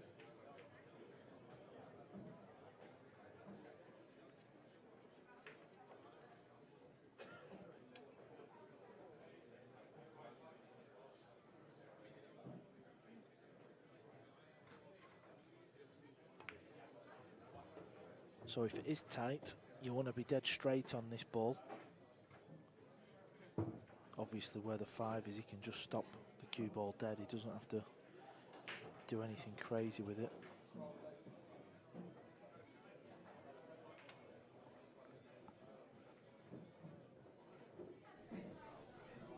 Ooh, great angle there. Yeah, that's tough to tell, isn't it? I think there is enough.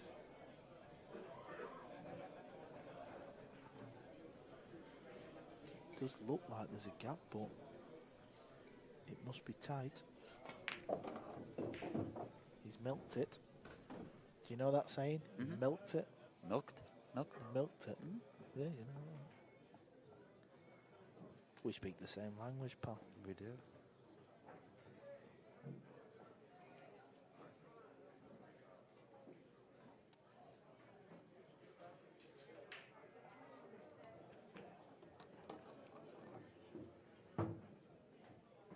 Nice touch from Carlo to stay on the lower side of that 6 ball. Really didn't matter too much which side he was on. Positional play for the 7 is fairly routine.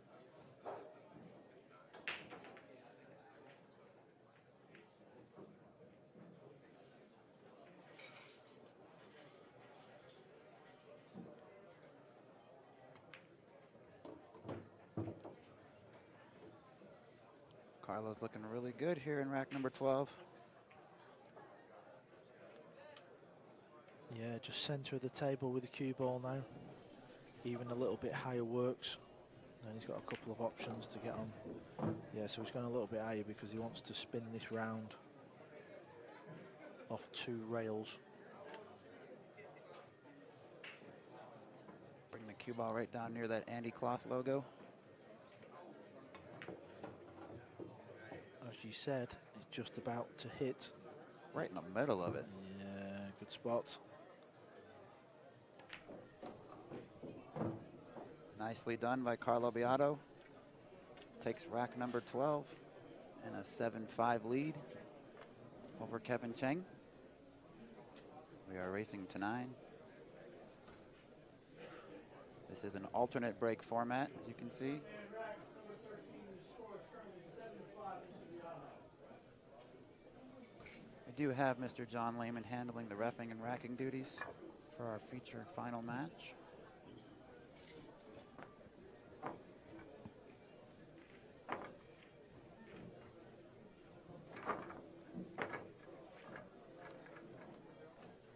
We are playing with a standard style rack, meaning the 1 up front, the 9 in the middle. The other 7 object balls can be placed anywhere in that triangle. Or diamond, I should say.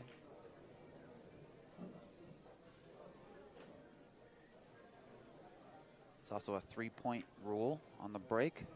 3 balls must be pocketed and or cross the head string. Otherwise, it's an illegal break, and the opponent has the option to take the shot on or pass it back to the breaker. The last couple of breaks, has to be said, it's not been the finest rack from John, a bit sluggish, so I'm sure Carlo wishes the same again, but Kevin needs a good break here, you feel, because if he loses this next rack, that puts Carlo Biado on the hill. And it was a good rack. And the one ball's coming round. Look at the one. Oh, that's big, that. If the one ball falls, it'd been very difficult to get from 2 to 3. Now, because the one ball stayed there, look how easy you can get from 2 to 3. The difference is millimeters sometimes, millimeters.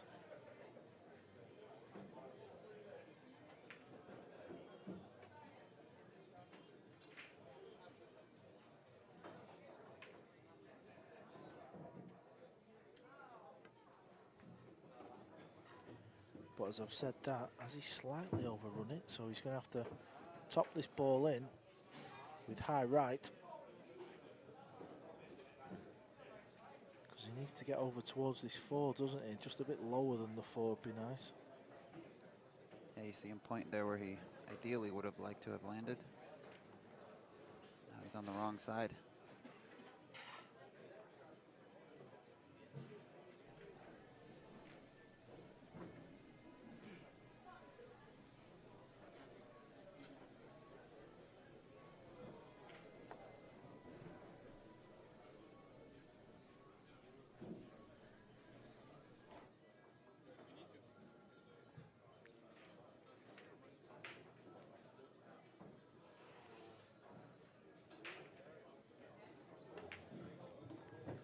So here comes the spin. Has he hit it hard enough? Has he hit it hard enough? I think he's just got there.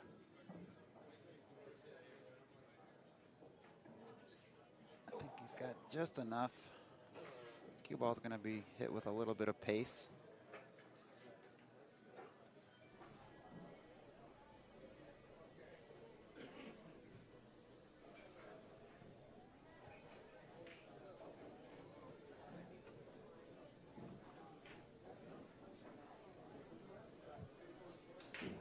So it is thin, but he does have a shot on it. Judging the cue ball's not easy. Can he kind of play it with a bit of right and maybe go up?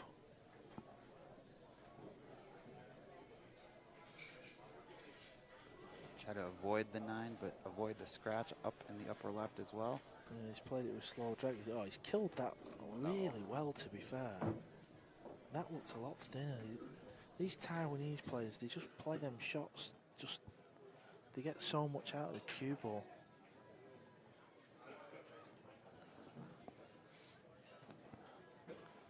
So now you see again, he's going to be spinning this 4 ball up top with loads of right.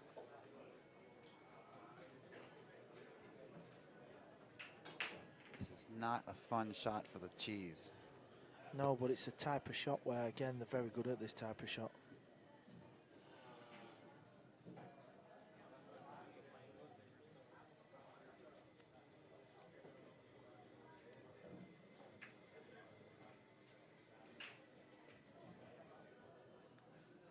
Kevin really studying this.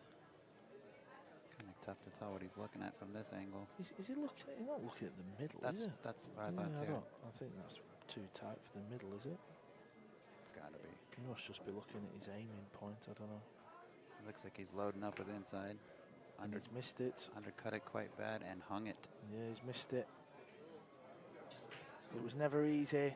He killed that 3 ball probably more than he thought he could. And now what a chance. Carlo Biado, 5 simple balls to get him on the hill.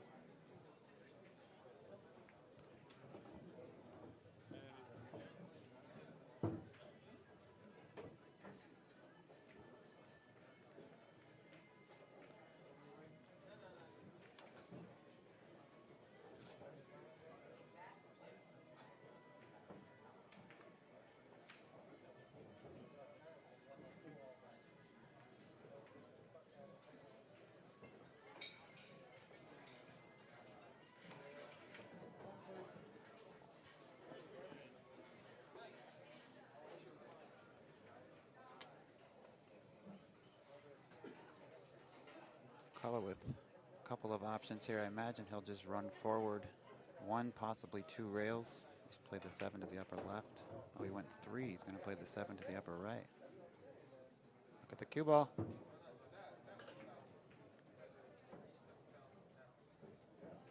Cue ball was Yeah, that run a little bit further, didn't it? tracking toward the side for a moment. Keeping us on our toes here. It's exactly what we want.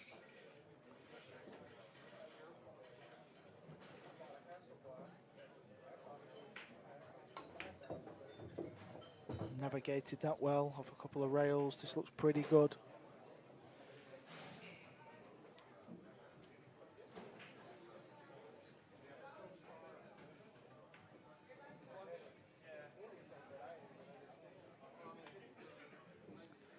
So just this 8 ball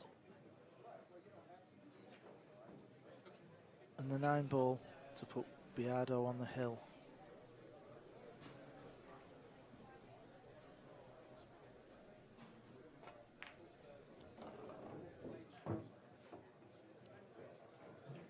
It's not looking good for Kevin Cheng at the moment. Black Tiger is on the hill. Carlo Biado leads by a score of 8-5.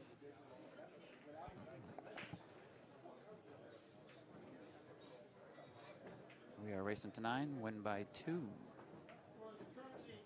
So, Kevin with his back against the wall.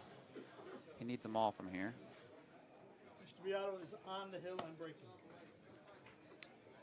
Thank you, Mr. Lehman, for agreeing. Got John Lehman, our referee, out there.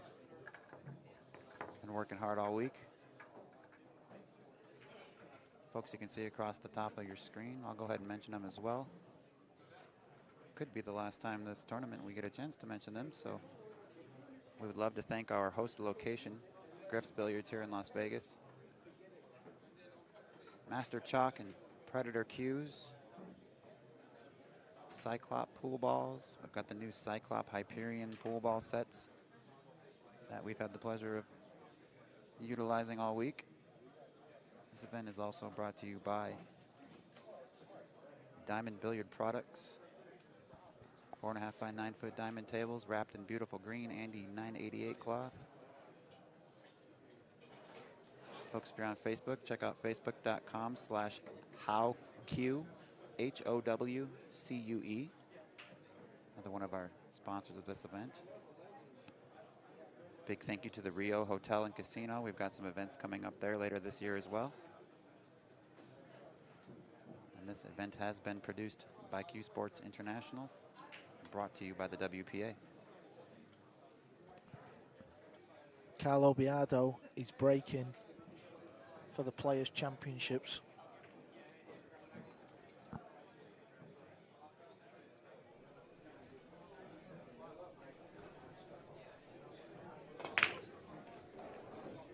Wing ball down. Legal break.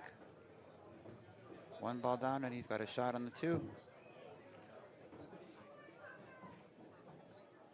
That could be all she wrote, folks. We'll see if Biado can keep it together, run these 7 balls, and take a title. I do believe this 2 ball in the right centre is a little bit more acute than this camera angle is telling us. But I think what he'll do is he'll try and swing the cue ball in between the 8 and the blue 7 ball. Off 3 rails into the middle of the table. It's kind of like match ball, if you like.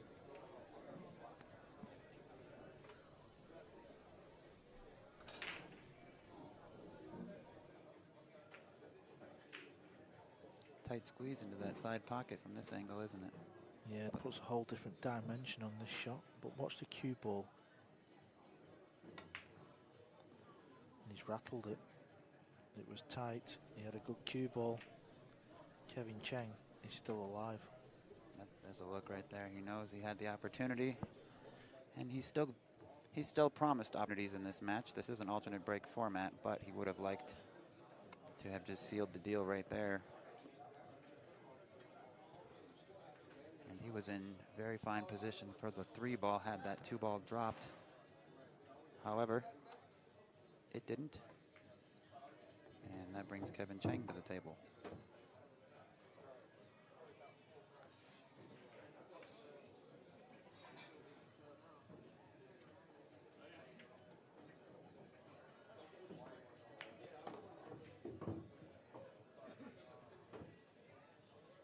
Good shot and good angle. Got 2 options to play position here. He can go forward 2 or 3 rails. He can just drop back 1 rail. Either way, extremely high percentage for good position.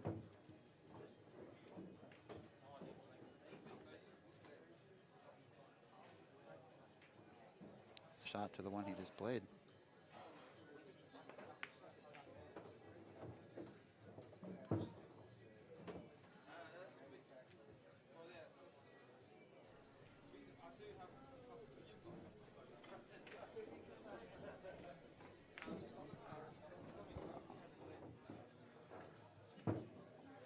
Nice shot on the 7. Great angle. Can just draw this 1 rail on either side of the 9. Just kind of depends on how deep he wants to dig. I imagine he comes to our right side as you view the screen.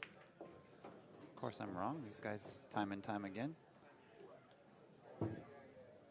proving me wrong.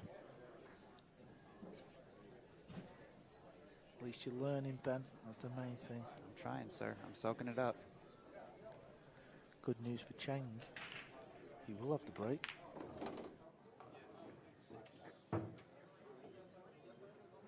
That's correct. 8-6. He will have the break in rack number 16.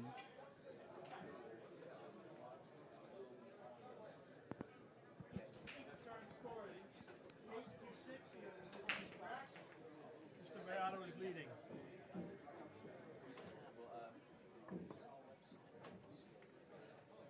So we're winding down now, folks. 8 days. 8 days of fun and work. All winding down. Final match of the event. We saw Neil Spahn won the consolation event over the hitman Thorsten Homan.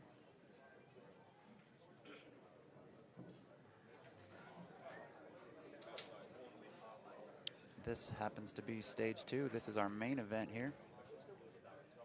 Much more money up for grabs. First was a nice $10,000 payday. Second place isn't too shabby either, earning a healthy 7,500 bucks. Not a bad start to your trip to Vegas.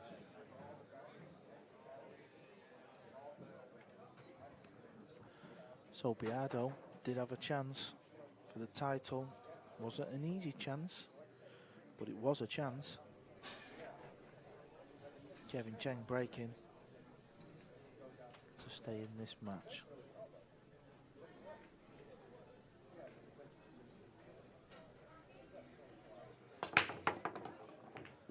Sticks the cue ball, it gets kicked, and he's in an excellent position. 3 balls down, 6 to go. Good starting shot on the deuce here.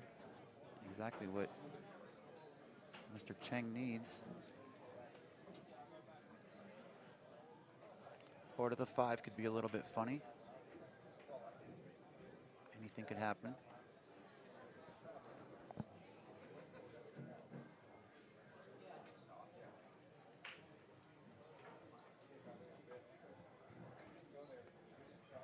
Kevin not too comfortable setting his bridge. We've seen him change his bridge position a few times now. Must feel a little bit awkward over the edge of the 4.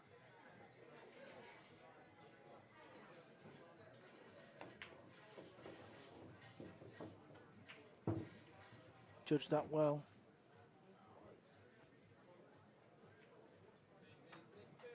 Definitely does not want to be straight on this 4 ball. He needs to leave a nice healthy angle to get back across table for the 5. That's pretty good. He's probably going to have to hit this firm as he opts to spin forward.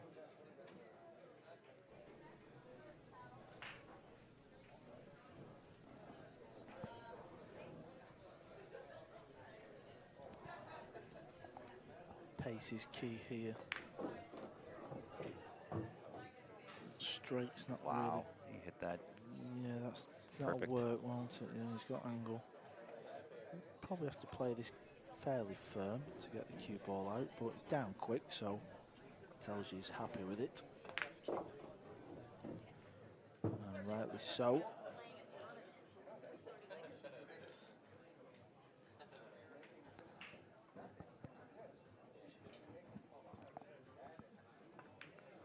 So we got action now, folks.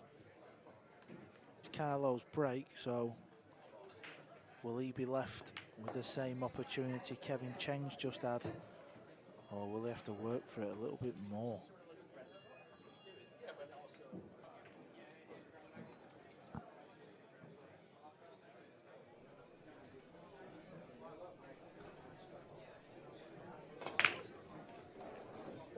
Wing ball down. Legal break. One ball down, and he's got a shot on the 2. That could be all she wrote, folks. We'll see if Biado can keep it together, run these 7 balls, and take a title. Do believe this 2 ball in the right centre is a little bit more acute than this camera angle is telling us. But I think what he'll do is he'll try and swing the cue ball in between the 8 and the blue 7 ball. Off 3 rails into the middle of the table. It's kind of like match ball, if you like.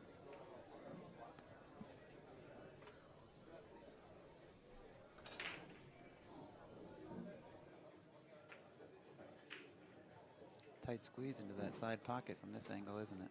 Yeah, it puts a whole different dimension on this shot. But watch the cue ball. And he's rattled it. It was tight. He had a good cue ball. Kevin Cheng is still alive. There's a look right there. He knows he had the opportunity, and he's still promised opportunities in this match. This is an alternate break format, but he would have liked to have just sealed the deal right there. And he was in very fine position for the 3 ball had that 2 ball dropped.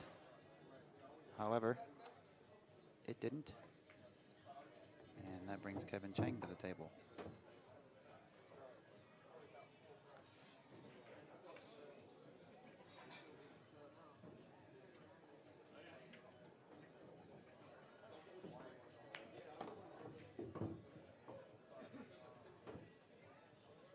Good shot and good angle. Got 2 options for play position here. He can go forward 2 or 3 rails. He can just drop back 1 rail. Either way, extremely high percentage for good position.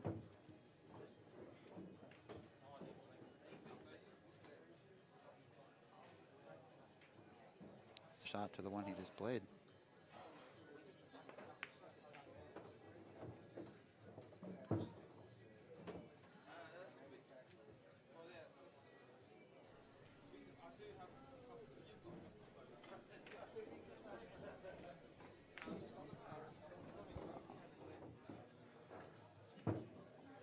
Nice shot on the 7. Great angle. Can just draw this 1 rail on either side of the 9. Just kind of depends on how deep he wants to dig. I imagine he comes to our right side as you view the screen. Of course, I'm wrong. These guys, time and time again, proving me wrong. At least you're learning, Ben. That's the main thing. I'm trying, sir. I'm soaking it up. Good news for Cheng. He will have the break.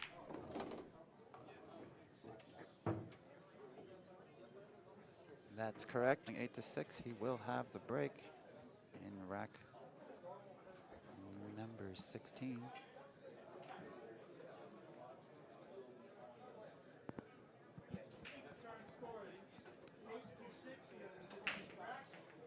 Mr. Biado is leading.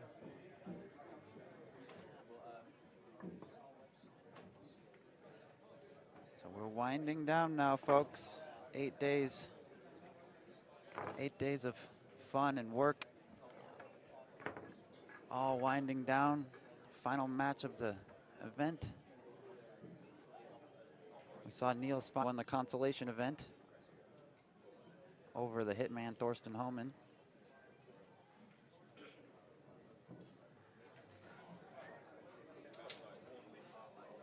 This happens to be stage 2. This is our main event here. Much more money up for grabs. First was a nice $10,000 payday.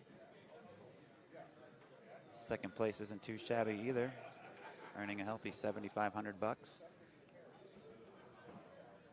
Not a bad start to your trip to Vegas.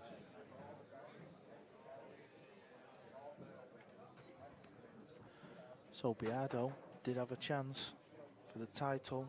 Wasn't an easy chance, but it was a chance. Kevin Cheng breaking to stay in this match.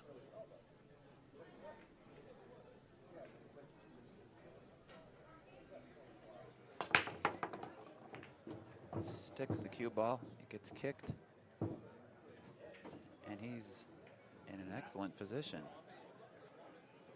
3 balls down, 6 to go. Good starting shot on the deuce here. Exactly what Mr. Cheng needs. 4 to the 5 could be a little bit funny. Anything could happen.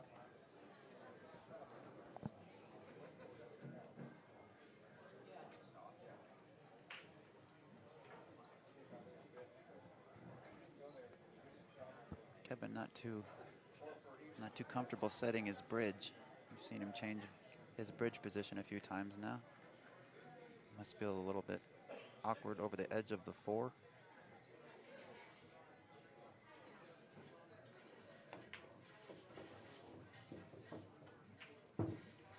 Judged that well.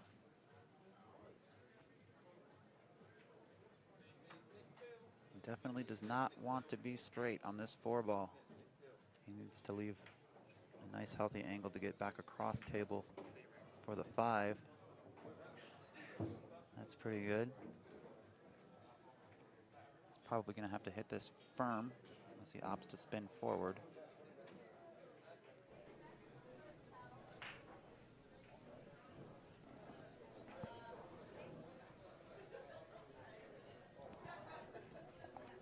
Pace is key here. Straight's not Wow, he hit that. really. Yeah, that'll Perfect. work, won't it? Yeah, he's got angle. Probably have to play this fairly firm to get the cue ball out, but it's down quick, so tells you he's happy with it. And rightly so.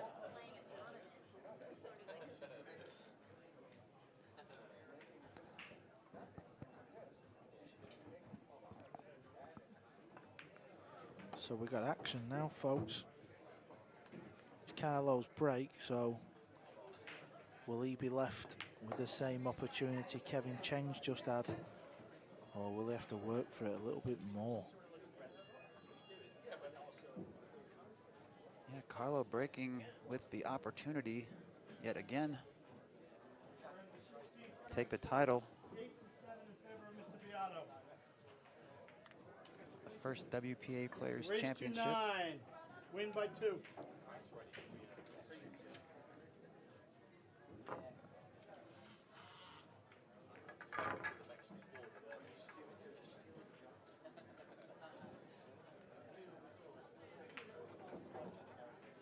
Again, folks, lots of friends, lots of family and fans in the building. We do apologize if there's a little bit of ambient background noise or if a foul word should slide through our microphones via the crowd. We do apologize in advance for that. I think for the most part, everybody is pretty well under control. Having fun, but still keeping a good focus on this match here.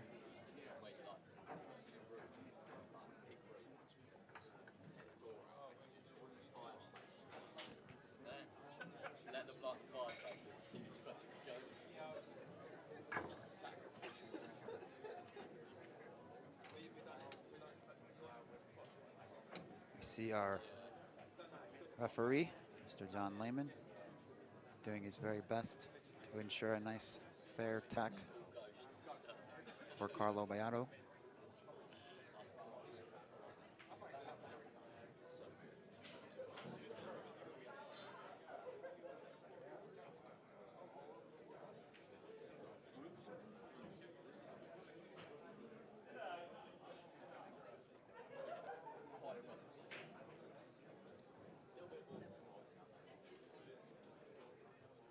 Carlo should win this game.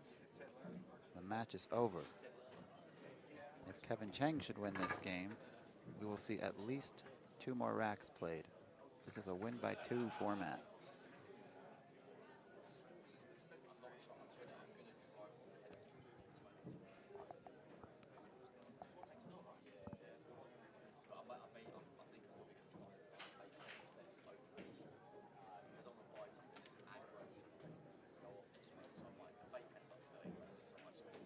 We really have been treated for the last 8 days to some excellent, high-quality pool. It's pretty awesome to see people from all different countries and continents come together in one place, the same objective.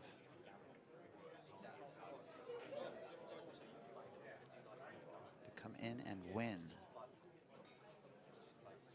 Carlo Biado has, and Kevin Cheng as well, neither of those 2 gentlemen have lost a single match since we've started this event.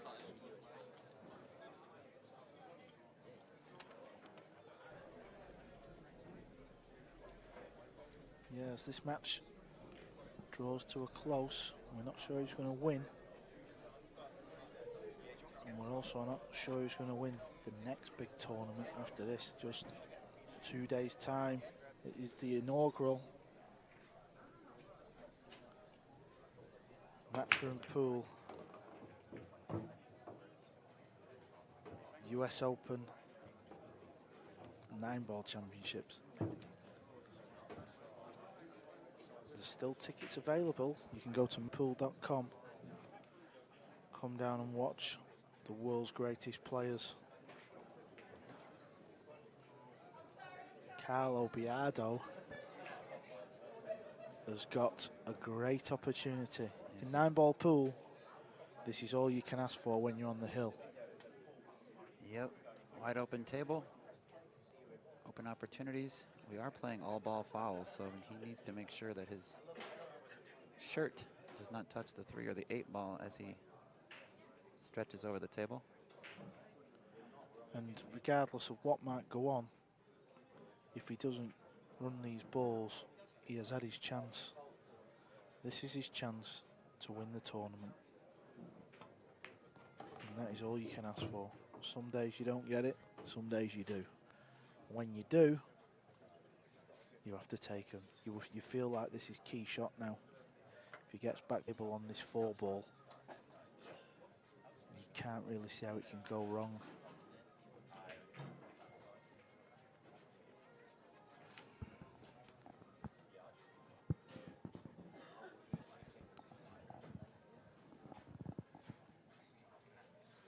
Carlo taking him, and I can't say that I blame him.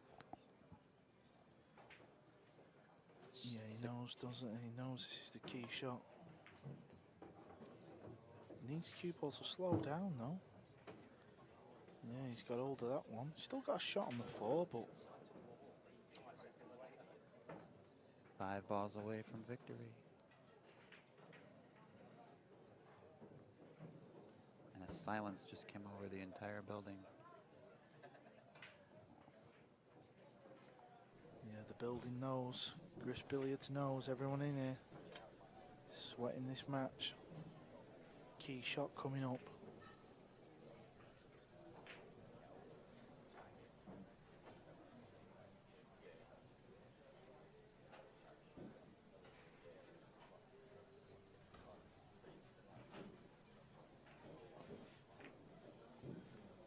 And he's missed it. He cut that 4 ball.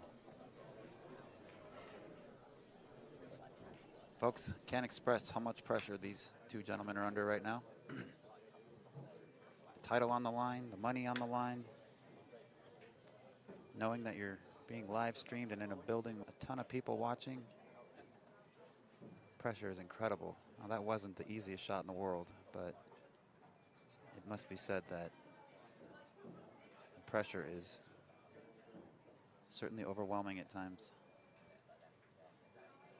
I'm not gonna lie, I feel a little pressure in the booth commentating at times, so I can only imagine what these two gentlemen are fighting on the insides. Well, as I said, Carlo Biado has had his chance for this tournament. He may not get another one.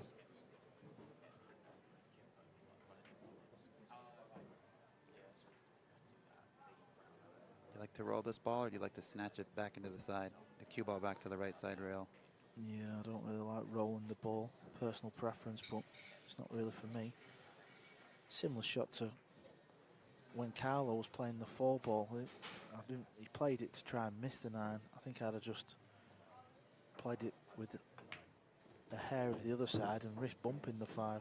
Just in personal preference at the end of the day, but I just want to pop my ball, you know.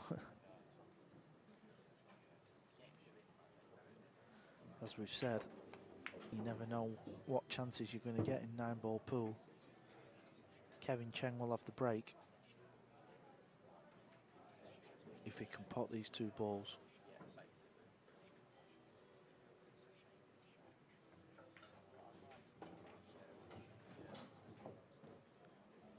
That looks pretty good. It's going 8-8. Win by 2, don't forget, folks. We are tied up at 8 apiece, so we're going to get at least 2 more racks. This is a win by 2 format. And Kevin Cheng now with the opportunity to steal the lead in rack 17.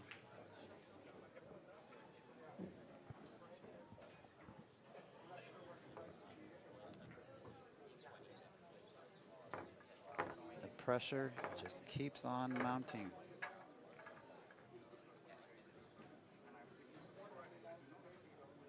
I don't think we could have asked for a much better, closer, tight match for the finals, eh, Carl?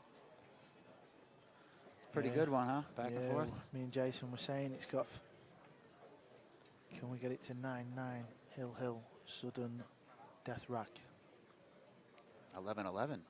Oh, 11-11, sorry. I do apologize. That was. There we go. Now we've actually got the graphic on screen, folks. So we've come to that point in the match when it's useful to provide that info on screen. We're playing win by 2. So the winner of this match, although it is a race to 9, does not win the game, or excuse me, does not win the match after this rack. In a normal situation, this is what we call hill, and this would be the deciding rack. For this particular tournament, we're playing win by 2. So things have gotten extremely interesting in the last 15-20 minutes. As if they weren't already to begin with.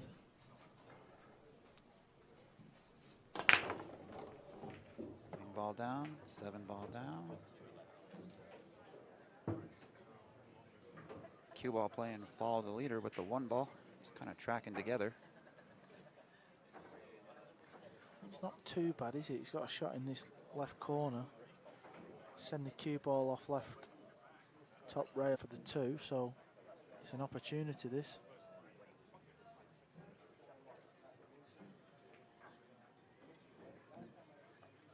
This match has been going 2 hours, 10 minutes, and it's 8-8.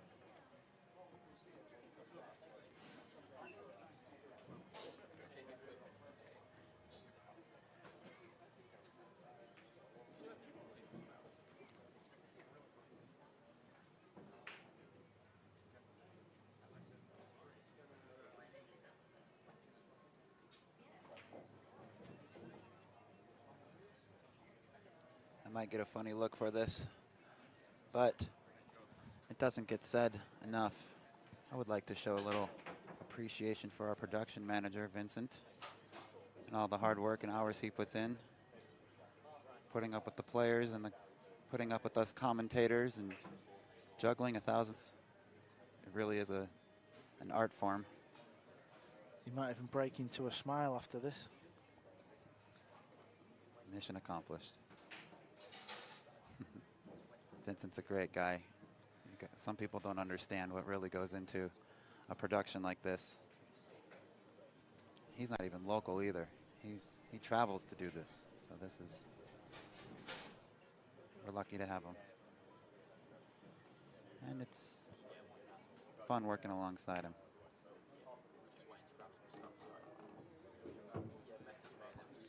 Pretty good shot on the one to start the rack in Cheng.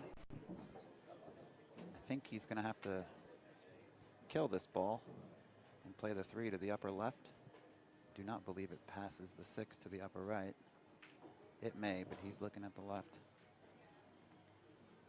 So he can play this with a little bit of a draw kill stroke and decrease the travel of the cue ball after contact with the blue 2.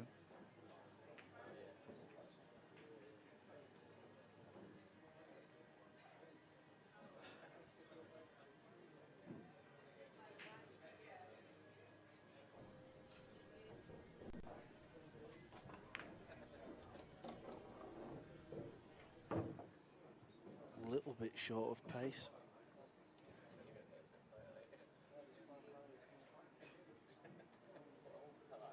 So is he going to spin this round in point?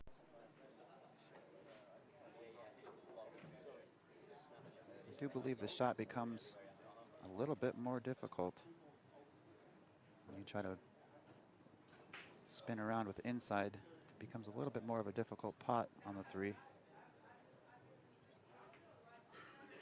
But I think he'll be okay.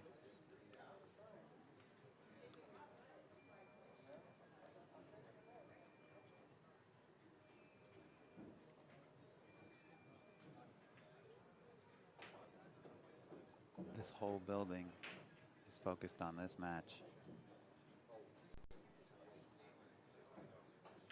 And what a treat it has been.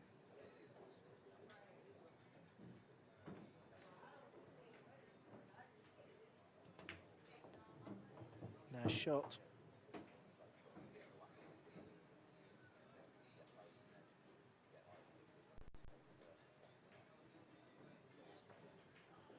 Back in perfect position.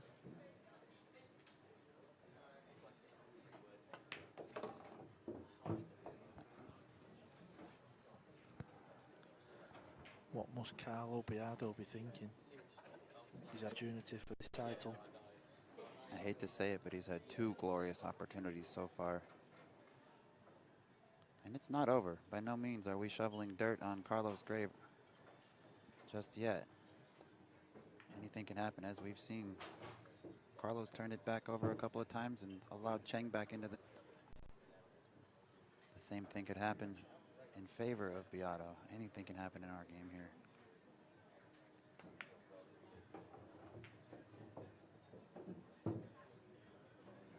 So after being down 2 or 3 racks, Cheng 1 ball away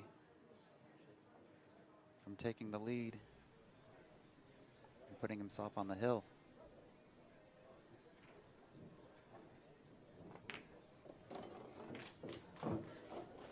Does so beautifully. Handles his business. Biado's got his work cut out for him now. So similar scenario as to where we were 2 racks prior. If Cheng should win this game, the match is over. If Carlo wins this game, we will see. 9-8 in favor of Mr. Cheng. And please turn your phones to vibrate or silent, please. Sorry about that. I wanted to let our referee finish his thought. If Cheng should win this game, it's over. If Carlo Biado should win this game, we will see at least 2 more racks. Should we end up tied at 11 racks apiece, there will be a 1 rack decider with a lag to determine who breaks that rack.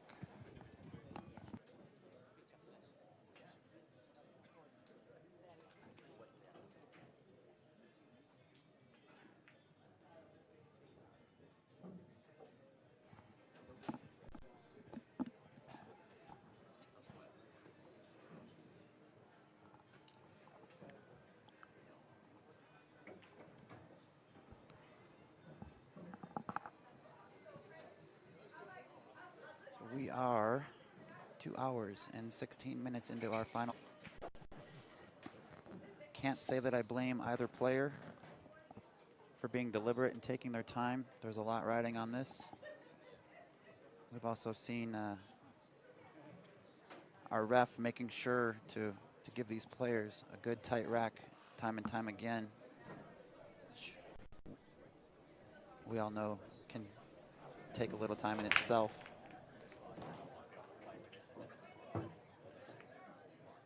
So the pool gods are still with Carlo, but now he's got to clear the table to stay in the match.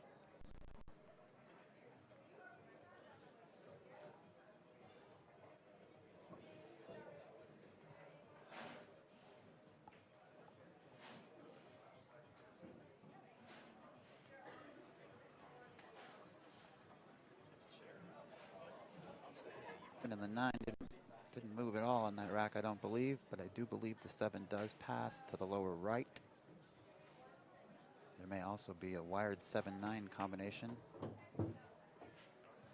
Not anymore. And look at this. Carl, would you look at this? Carlo Biado is throwing this match away.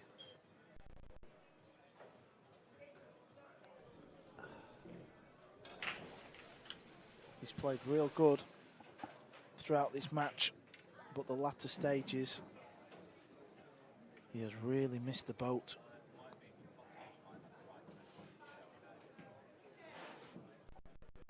How do you hit it, and how do you get it safe? Can he go off the side rail underneath the 5? Excellent look right there. And maybe make the 2 ball? Whatever he's going to do, he's in a world of trouble.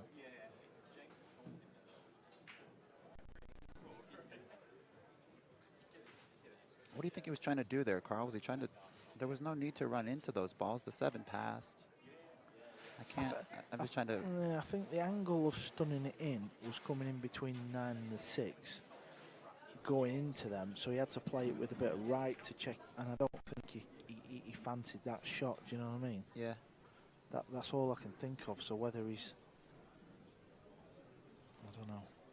I wonder what is going through the mind of that man on your screen right now, knowing he had this match in the palm of his hands and could potentially be giving it away, as you said. Yeah, that's the thing. That's what he's dealing with. Even on the 1 ball, he's probably thinking, I should be sipping champagne, celebrating my win.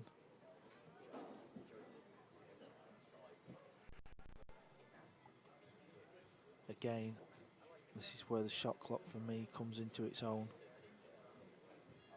There's not a lot of options here, and it must have been 2 minutes.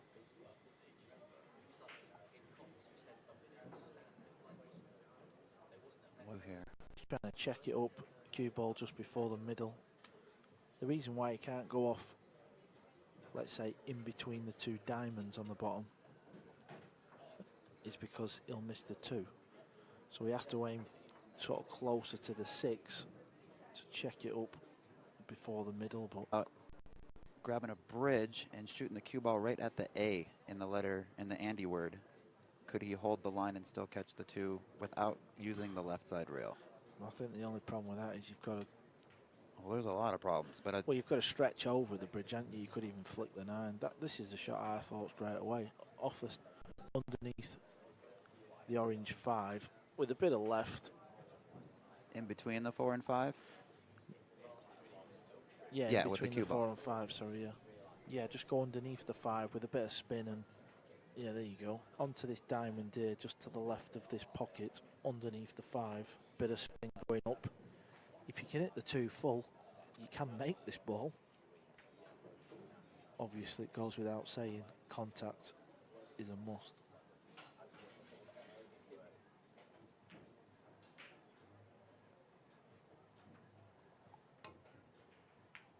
And he's got safe.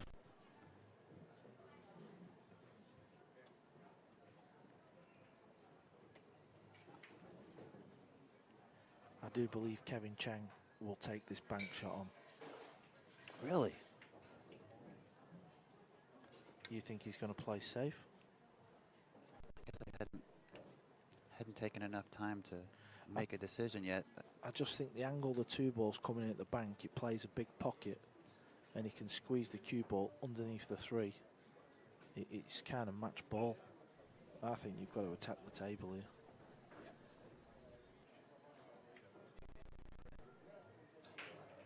Well, he just pointed kind of to where you were alluding for position on that cue ball, so maybe he's looking at that same shot.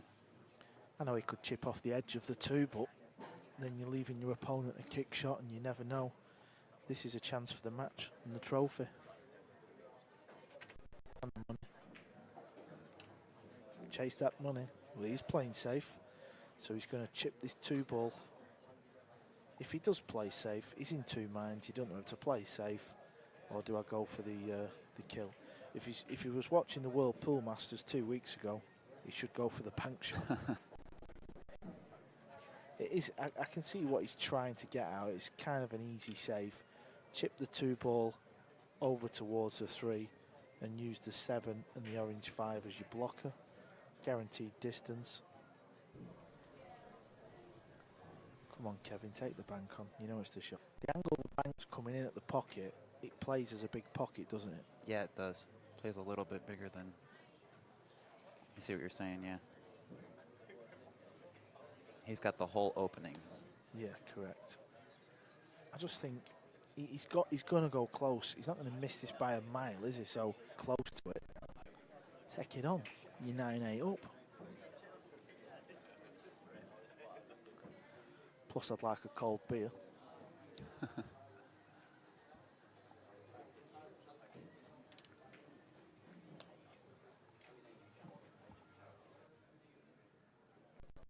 think he's taking on your shot, Carl. Intrigued to see where this 2 ball hits. It's close, but it's not in. Where's it going to land? And this time, it's not paid off. Carlo has a shot. Back up table for the 3, this though. Because I think if you just top this ball in, it's going near the pocket in the 6, isn't it? The green 6. So you might have to jack up and kind of make an angle here. Yeah, he may have to manufacture some sort of angle here.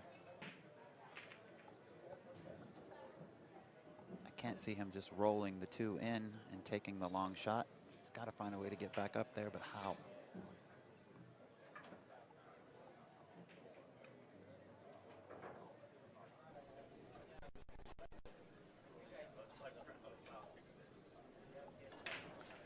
This match has been a story of twists and turns. Is there another twist?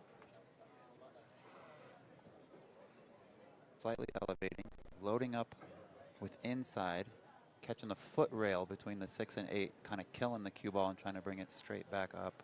It's an extremely tall order, but I think if he digs into it enough. I think you've lost the plot. Oh, and he's just flicked the 5 and he's gone behind the 4. He's going to kick 2 rails and try and pocket this 3 ball in the top right-hand pocket. You would think if this doesn't go in, he's going to stick it up.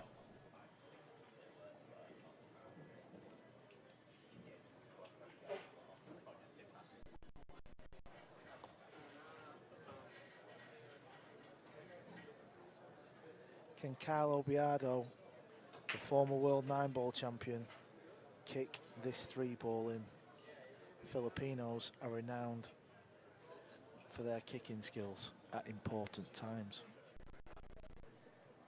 You can see him eyeballing the 2 rail. Go long rail, short rail, into the 3, hoping to pocket the 3 into the lower right as you're looking at your screen. If he doesn't, I believe he's hoping. The pool gods have got to shine on him for this shot. You would think he's going to hit this with a fair bit of pace. Just hope he doesn't hit that one bad spot, and you know what I'm talking about when you catch the underside of the 3. Yeah, I think from that angle he'd have to hit it real thin to scratch. Yeah.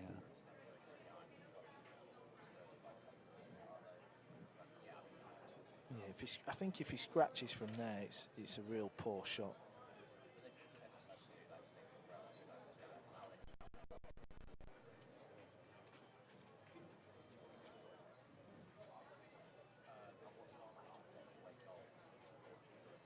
Here we go. He's flicked it. Oh, wow. If the cue It's gonna ball get stays, behind the 6. oh wow! It's gonna go behind the 6. Wow! That is unbelievable.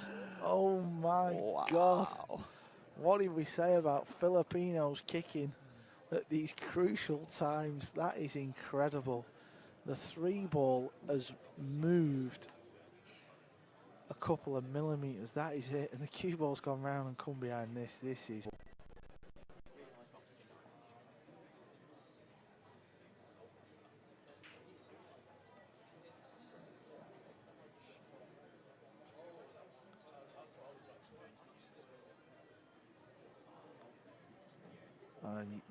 You think you've seen it all. You think you've seen it.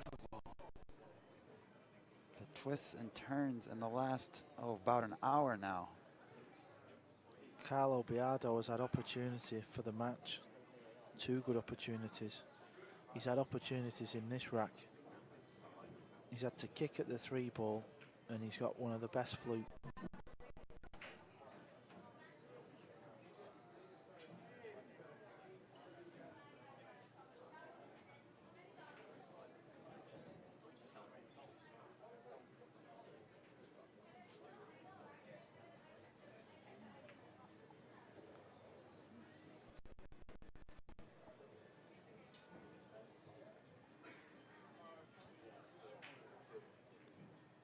Any contact.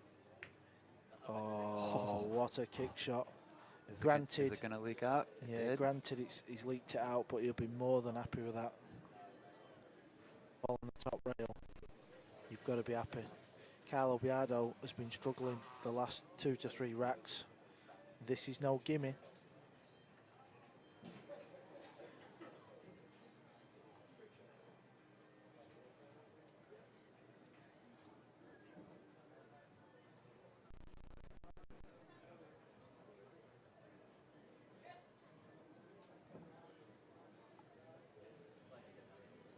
I cannot believe what has happened just in this rack alone. It's unbelievable.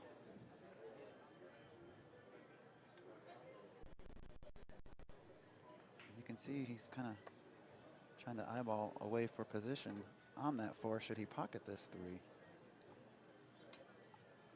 We have been playing 2 hours, 30 minutes exactly. The score is Kevin Cheng 9. And he's faced with this long 3 ball to stay in this year's final. Oh, he's hit hard of the pocket, and he's got the nudge. Perfect. Maybe Carlo Biado's name is destined to be on this trophy. Well, with a shot like that, it sure could be. Tough shot at the most crucial time.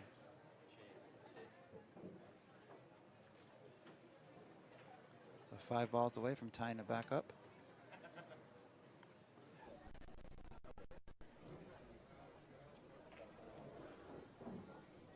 There's a lot of pressure out there. You just feel like both players have really slowed the games down. A little bit funny here. Yeah, it's not as fine. It should be better on this ball than that.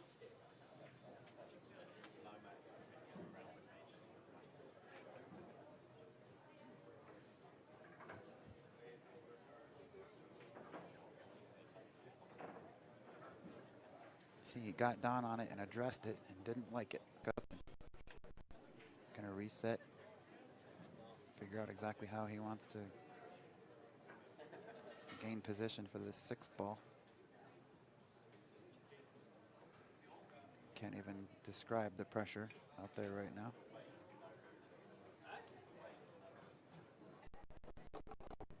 Splits the pocket. Holds the ball, cue ball beautifully with inside English. Carlo looking really good to tie things back up at 9 apiece.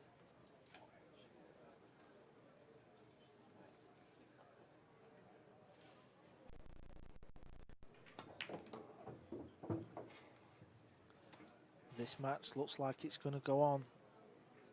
As I said, that cue ball lands in the worst possible position. He's probably going to have to just stop the ball. Well, he can pull it back a little bit so the cue ball's off the rail. This 9 ball to go 9-9.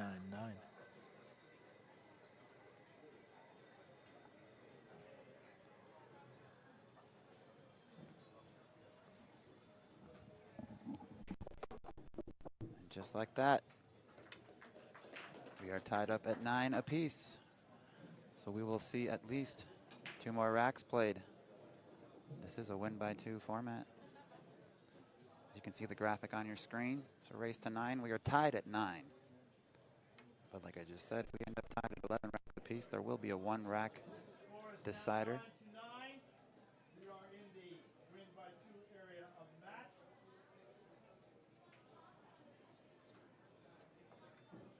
As you just hear our tournament director say, we are in the win by 2 area of this match. Tied up at 9 racks apiece. We have seen some crazy swings.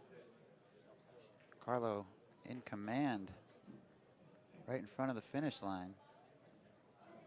Gives a few opportunities back to Cheng. Cheng takes the lead. Amazing safety. And now we're tied back up again.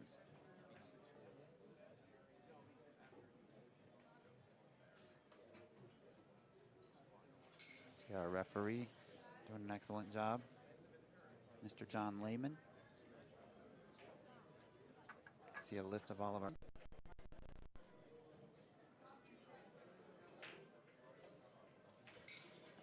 We also want to thank the Rio Hotel and Casino. We don't have a graphic for them, but we do want to thank them for their support. We have some events coming up in July. That will be at the Rio, at the USA Pool League National Championships, and the BCA Pool League World Championships running side by side. It's July 17th through the 27th. For information on that or to sign yourself or your team up, check out playcsipool.com. Kevin Cheng studying the rack here. This is rack 19. We are tied up at 9 racks apiece, 18 racks down. Kevin Cheng to break rack number 9. So we are getting all that we bargained for and more with this match. We thank you guys so much for tuning in, supporting us, supporting the players, supporting the stream, supporting the game. A dry break from Kevin Cheng. As you see, Mr. Lehman kind of stepped to the table. That was an illegal break. We have a 3-point rule on the break. 3 balls must either be pocketed and or every break. The cue ball does not count. On that break, we saw the 5 and 6 travel past the head string. Nothing else did, and nothing was pocketed, deeming that an illegal break. So now Carlo has the opportunity to address the table or pass it back. In this particular scenario, Carlo will not have the option to push out, but if he passed control back to Cheng, Cheng would have the option to push out. What if I missed, pal? Quick bathroom break there. Didn't miss much. Illegal dry break. An illegal. Carlo's just addressing the table right now, deciding whether or not he wants to take this on, and if so, how to do it.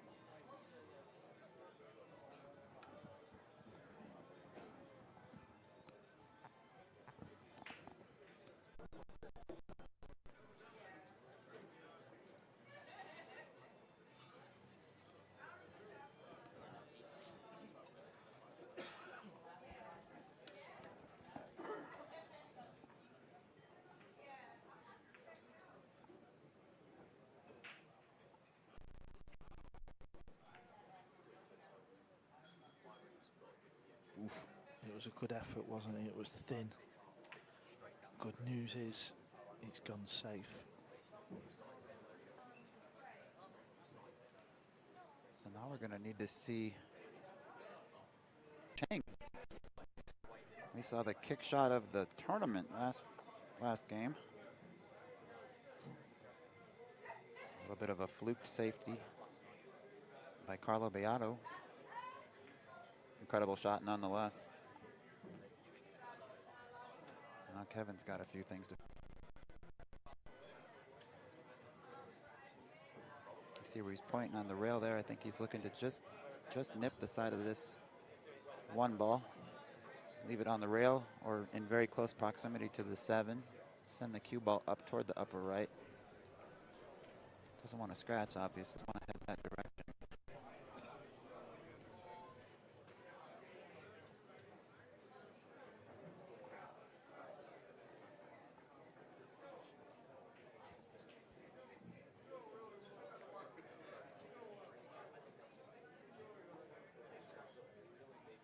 Let's get this cue ball towards the 6, doesn't it?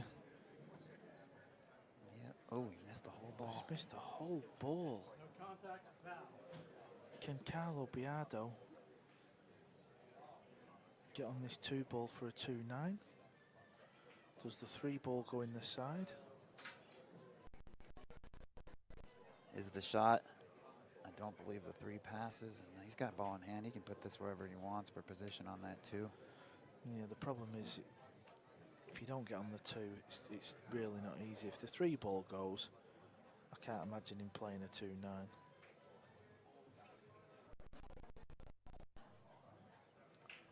All depends on this 3 ball, doesn't it?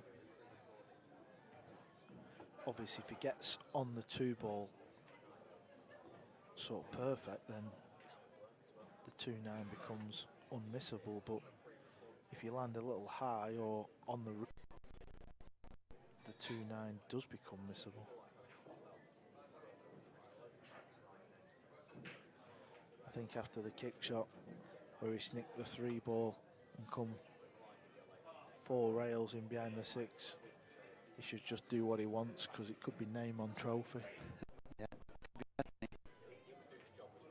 kind of looking that way at the moment. Now he's landed on the bottom rail, so this shot becomes a little bit more difficult. You can see there, if cue ball would have been just a simple combo, now he's cueing off the rail and he's got to find that angle.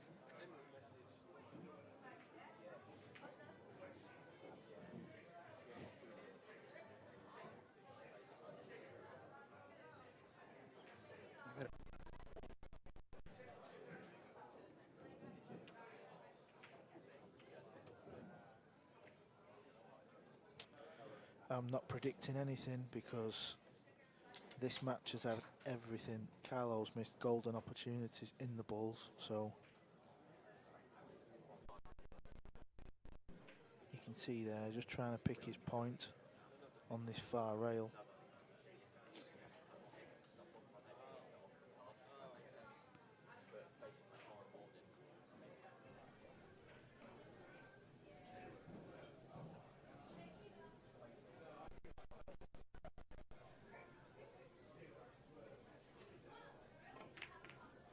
He's made it. Carlo Biado goes 1 in front. Who'd have thought this? Who would have thought this? When he missed golden opportunity for the match. You could just never predict this. Score is currently 10-9, Mr. Biado. We're in the win by 2 portion. So game 20. Don Lehman said it all. Is it? No. No. Wait. I don't know. That's funny. Yes, it is Carlo's break. Kevin Ooh. Cheng had an illegal dry break last game. Need to think about that one for a second.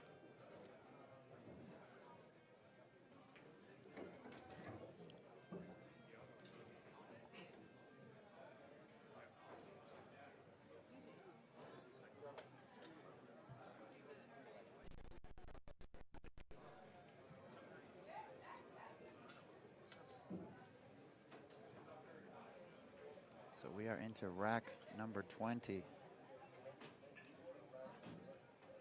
Carlo breaking. If Carlo can break and run this. That's what he's got. 9 ball on the break. Not at that pace. Don't understand this break whatsoever. That's illegal. Just give him a whack. This break's not been working. Kevin Cheng chop this 1 ball in. Think he can. Not easy to get on the 2.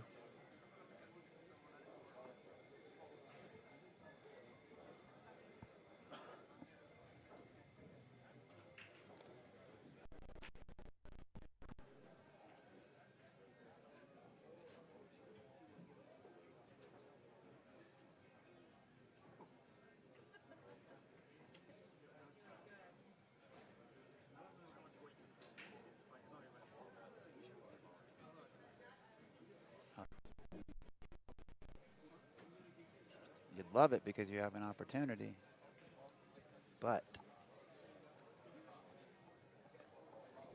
the pressure is just incredible. It's not an easy shot. I'm amazed how slow both players play, though. I won't lie. We are 2 hours and 45 minutes into this match. We are in rack number 20.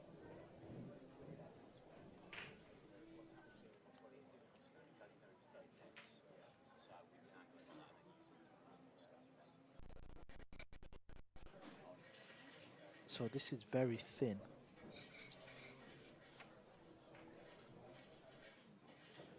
The famous mannerisms of Kevin Cheng, up, down, up, down.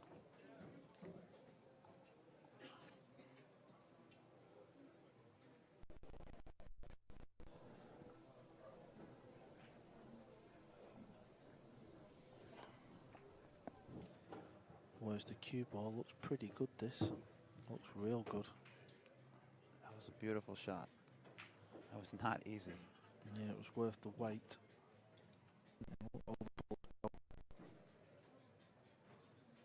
Yeah, it would take a mental error from here, I think. Everything's got a hole. Nothing's tied up.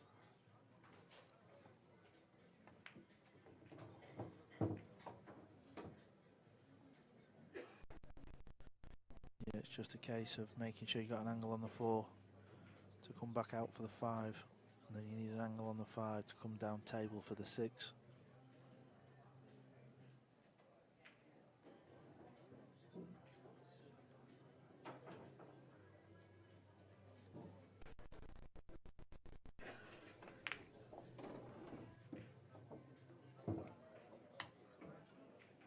He's giving himself a little bit of angle, but he's not happy with it.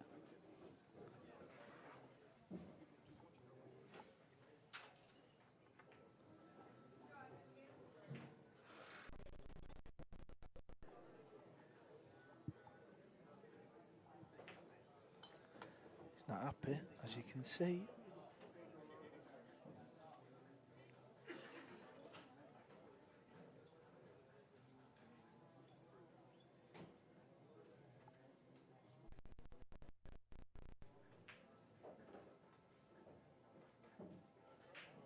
Awkward queuing around that 7 ball. And this is all ball fouls. He's trying to draw in between the 5 and the 7 like that. Needs this to bounce though. It's going to spin too in his Needs favor. it to bounce. Okay. Yeah, he's just kind of got there, hasn't he? It's a thin one, thinner than he'd liked.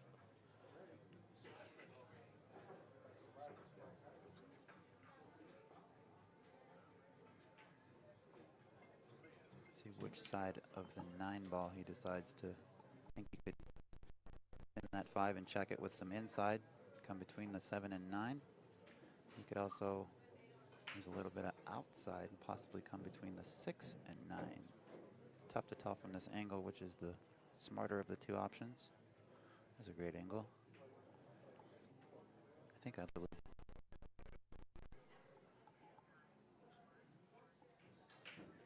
Maybe a little bit of inside just to kill it. felt the same way I did. Except he hit it better than I would have.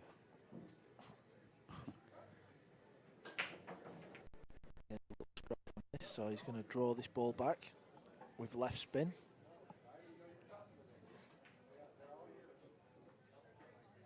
Left spin on this cue ball will revert the cue ball to go up table a little bit closer to the 7.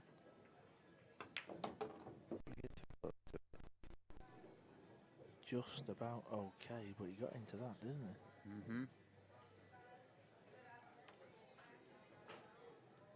Roll this into the upper left. Fire in the 8. Let's go 10-10.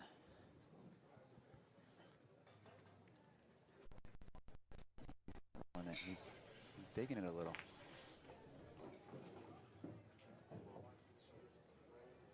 Wants to be close to his work here on the 8-ball. It's a little bit of a stretch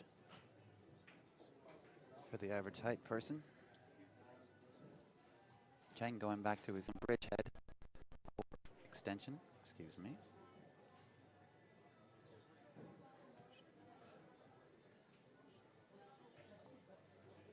So a massive shot here. Carlo wins the game, it's over. Cheng wins the game, we get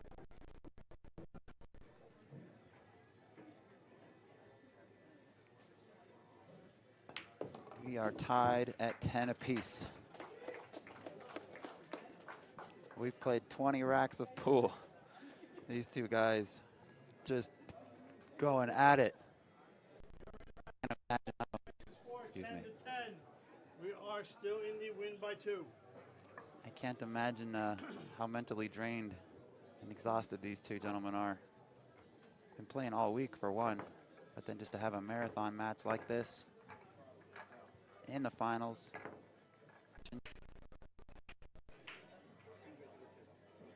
We couldn't have asked for more twists and turns in this match.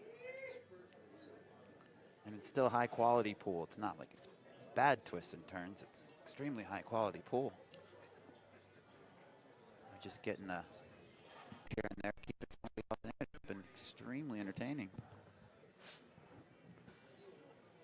Kevin Cheng will be breaking in the 21st rack.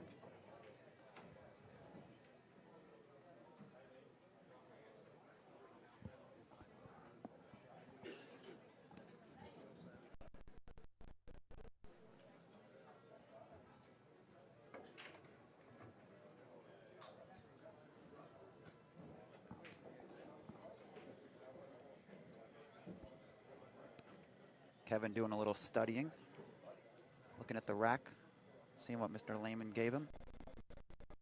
Rack 21 in the finals of the 2019 WPA Players Championship, right here from Griff's in Las Vegas.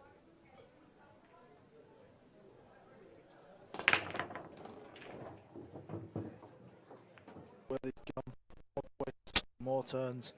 Surely this match is going 11-11, sudden death rack.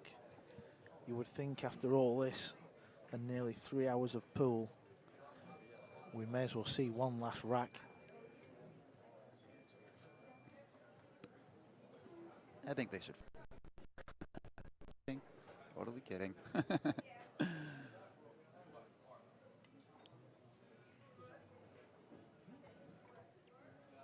This is rack 21 of a possible 23 racks of pool.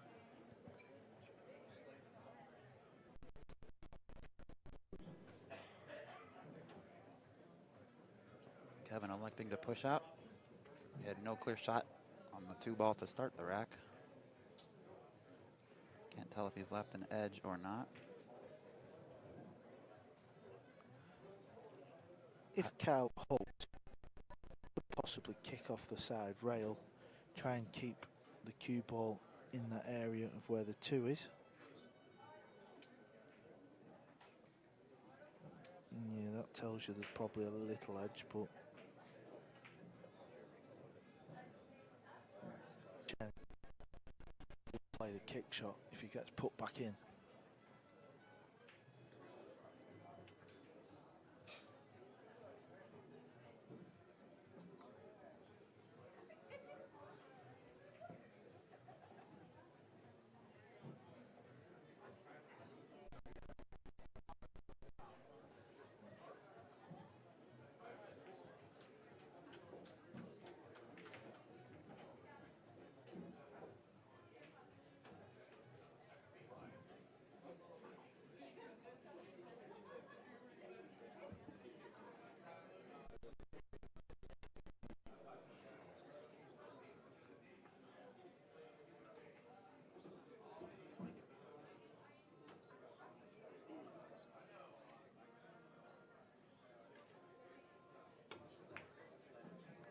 Played it this way instead. Where's the 2-ball finish? He's got coverage behind the 9, but I assure you he's not happy where that 2-ball landed. Cheng quickly grabs his jump cue, knowing he's fully hooked behind that 9, but the 2's about 4 or 5 inches away from the hole, so there's a good pocketing this ball. Yeah, the pocketing of the ball's probably not the hardest part in this instance. That 8-ball's a very big ball because of where the 4-ball is, and he's got to try and get the cue ball kind of Drawn out of there. yeah, get it out of there. Back-to-back jump shots from Cheng. Let's not get too far ahead of ourselves, Ben.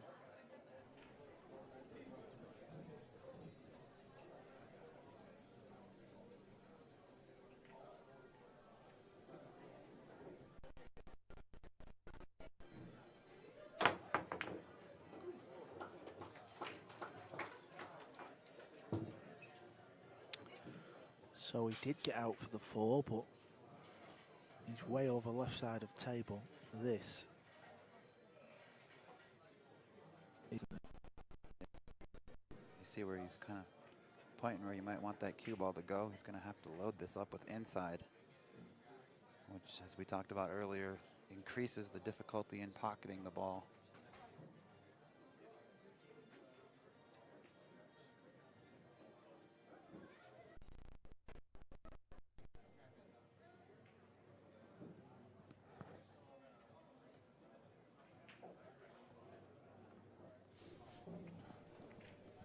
I do like how calculated and measured he is. He draws things out, kind of lets you know what he's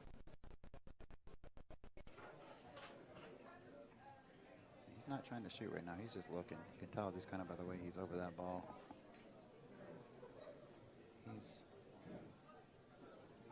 trying to figure out the smartest way to play this. He might opt to cross the 4 somewhere behind the 5 or 9 for coverage. This is a tricky shot here. I think you're supposed to take it on. Yeah, taking it on. You can't guarantee getting on the 5, it's that thin. If the 6-ball wasn't there, too thin. One thing for certain, Kevin Cheng won't be rushing the shot.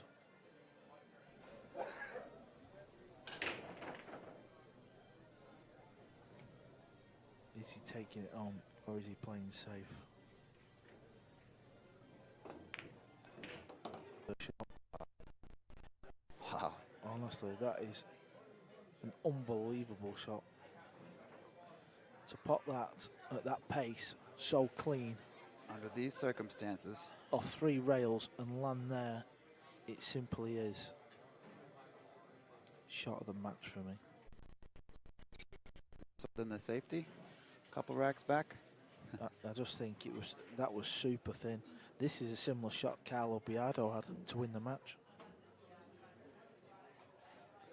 Was it the 4-ball or the 4-ball? 4. He was 9-8 up, I think, or 8-7, I think. Over 2. Yeah, I think that was at 8-7. That could have been case game for him. Now, obviously, Kevin needs to get over towards the left side of the table because of the 6. And he's overdone it. Very similar shot to Biado. Is it goal? It's not too bad. Both players missing the thin cut along back rail.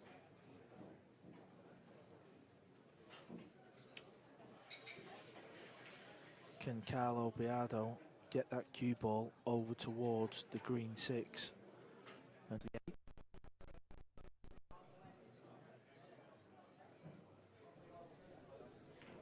I like that shot.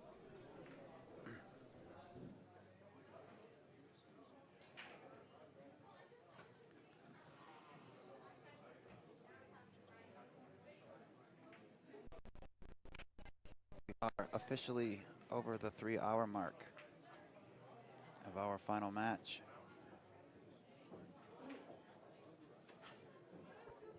This is rack 21 of a possible 23.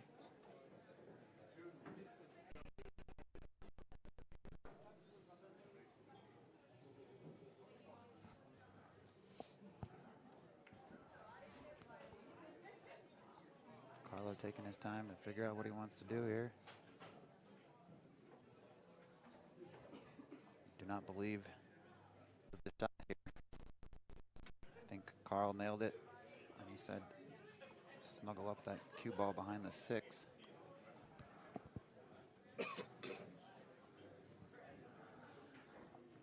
The thing that's probably scaring Carlo here is he doesn't want, he can't get going to a rail, so if he does play that shot, he's putting a lot of spin on this though. Is he trying to use the 9? He's not banking this, is he? Oh no, he did play there. This is the problem. This is the problem. Needs a good 5. Oh, it's a nice shot, that. That's good vision. There you see Kevin Cheng practicing the shot he missed. Yep. That one could haunt him later on. Can see an extreme edge of this, but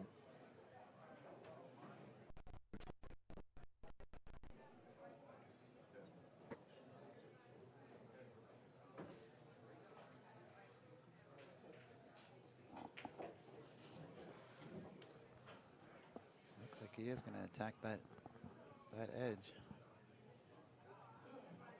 Okay, we just saw him point. What was he implying with that point? I do not know.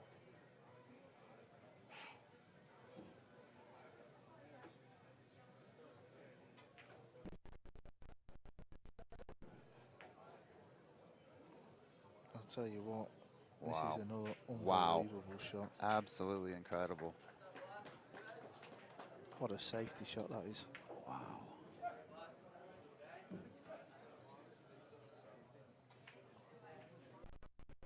Find that line at this stage of the match and the pace. Unbelievable. I think Carlo's got the jump cue out. Now, I'm not sure if he'll play the pot here because cue ball you would think to the top right pocket. So I don't know if he's playing safe just to separate balls, or is he attacking the pot?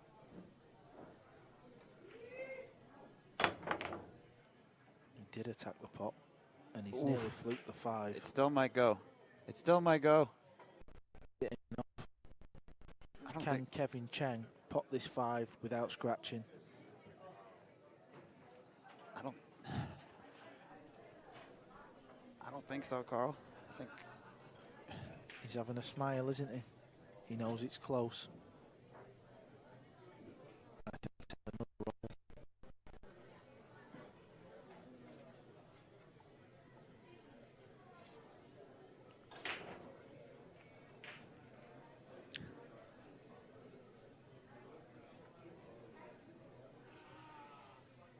both of these guys must just be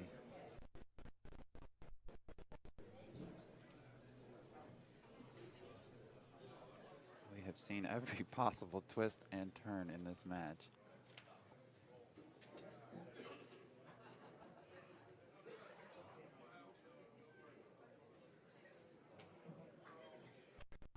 I do not think he can pot this ball. There's no avoiding that scratch to pocket that 5 in the upper left of your screen. Is he going to cross it? Possibly 2 rails? I don't know. I just don't know. Can he? 5 ball and draw back onto the top jaw of the middle? I don't know.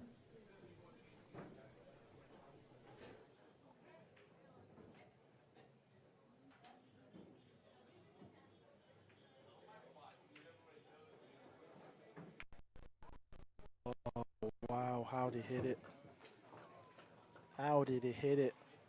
What an incredible shot. I didn't think it was possible. I did not think it was possible to pocket that ball without scratching. I think he's had to play it off the bottom jaw to create. And after that shot, the entire building went silent.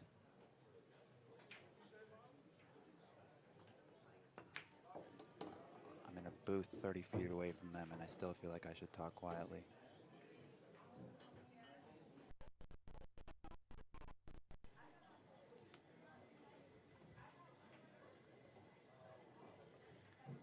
Just needs to draw this cue ball back. Got into it a little bit too much. Didn't want to come that far.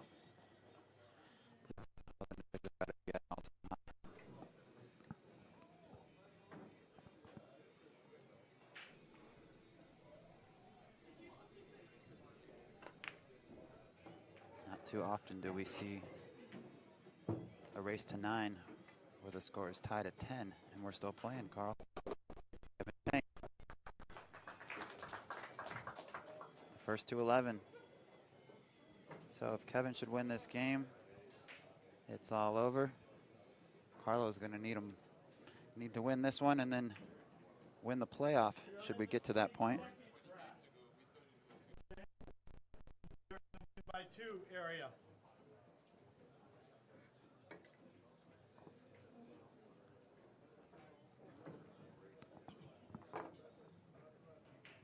What a match. What a shot Kevin Cheng played there. I do believe he only had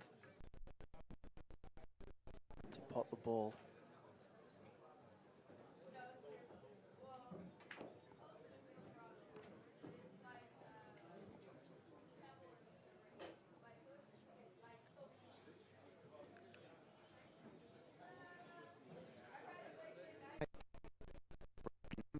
T2. About to get kicked off here. We are definitely getting all that we bargained for. Carlo Biado will be breaking.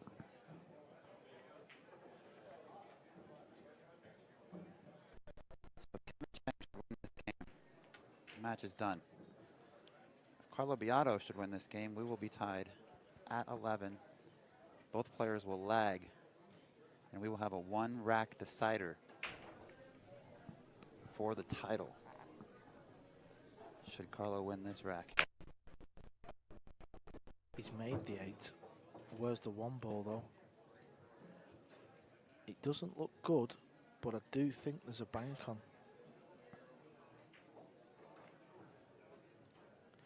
Now obviously getting from the 1 ball to the 2 could be problematic. He can drop the 1 ball in, but obviously cue ball's running into 3 ball, so he needs to look at that.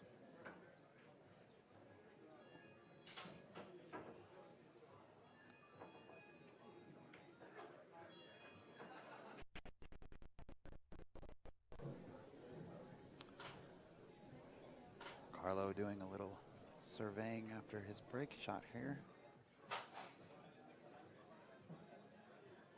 So far of the tournament, this has been Carlo's most rack. Given the juncture where we are in this tournament and the stakes involved, he's elevating, but which way is he going? Upper right or bank into the upper left? Oh, he's not elevating anymore. Get the 1 into the 3, send the cue ball around table. It's a pretty creative shot. It's a very creative shot. Not a lot of people would have done that. They might have been firing at something. Can Kevin Cheng hitting up back down the table?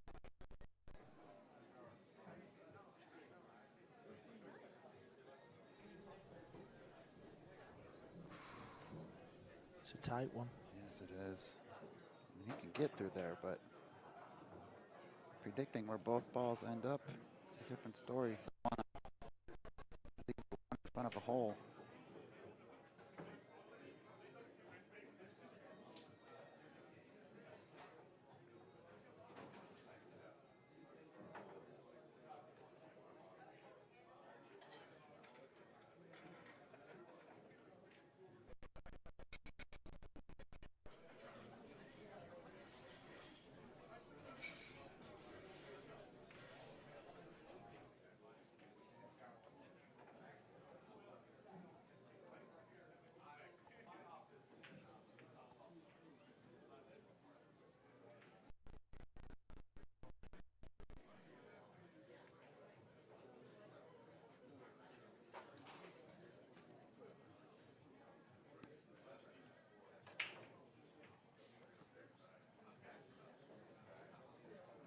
All right, looks like Kevin's made up his mind. Kill the cue ball and leave it right up there. Would be great. He almost flukes the 7 ball in. Leaves a shot on the 1. And has now opened up the 3 ball. A little more anyhow. So Biado position on the 2 ball doesn't look too difficult, does it? It's just a case of potting your ball here. Carlo was down 10-9 and hit a very similar shot to this one you see right in front of us.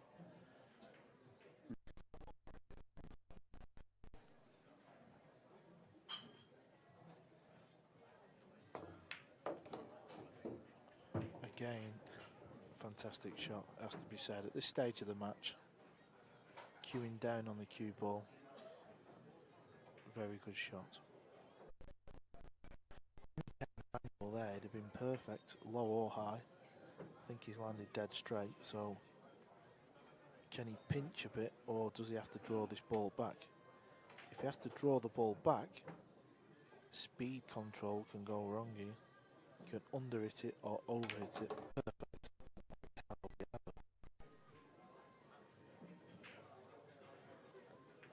This key shot now, you feel this is where he could maybe miss the 3, but I'm just trying to find some. It does look like it's going to go.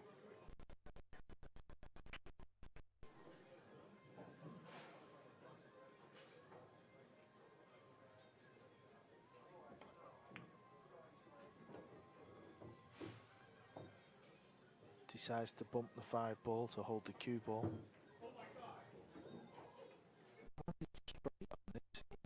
Forced into playing a 5-7 combo. You wouldn't think he'd want to do that, but he might not have any choice. The reason he won't want to do,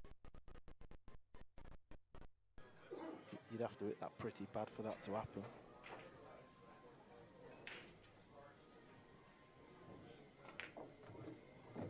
So he did force an angle and come over.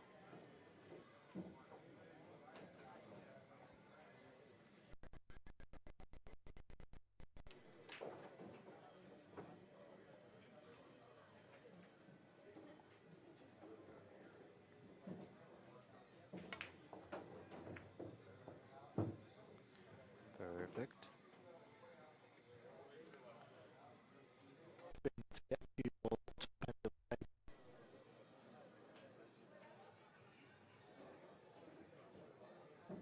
I think that's a better angle to come in at the 9 and an easier shot than leaving the cue ball down table to then try and hit it thin.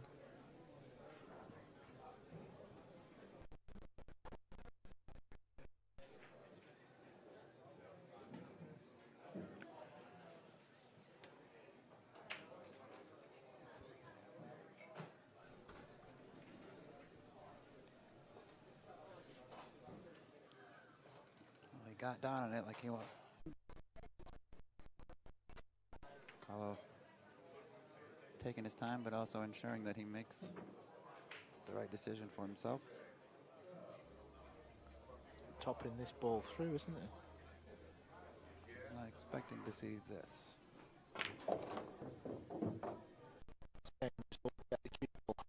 table, so now he can just pot this 7 with a bit of left-hand spin.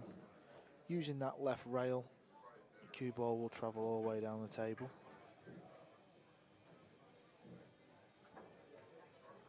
Can't say that I would be first.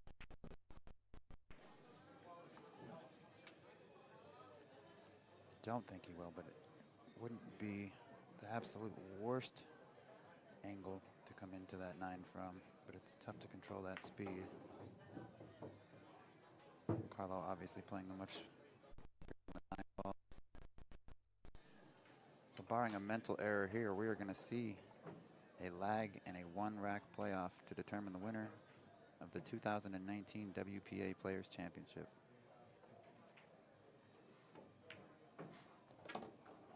Ladies and gentlemen, that makes our we will relag for a 1-game playoff.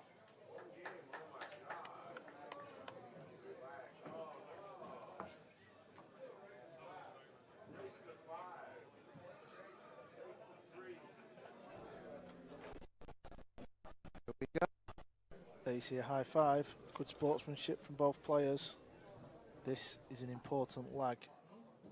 Biado wins the lag. Kevin Cheng a mile away from the top rail.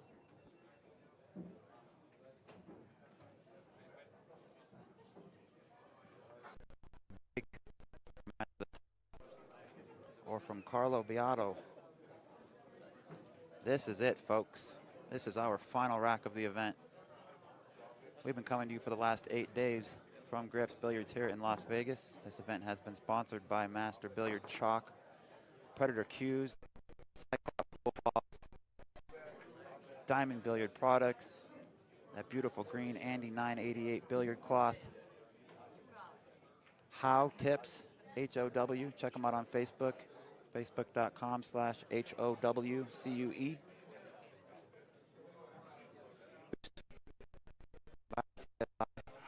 Q Sports International, and brought to you by the WPA, the World Pool Billiard Association. Referee John Lehman with our final rack of the evening. Ladies and gentlemen, when the tournament is over,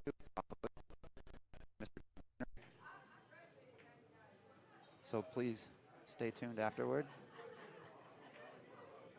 I know we've all been watching pretty intently now for pushing 3.5 hours. But we certainly have gotten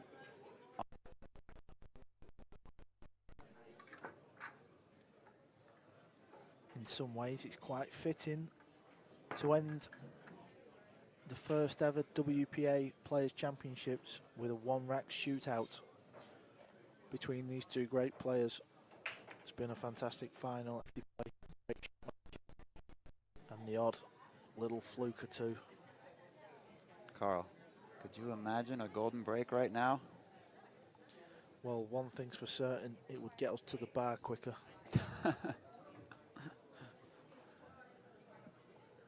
Wow.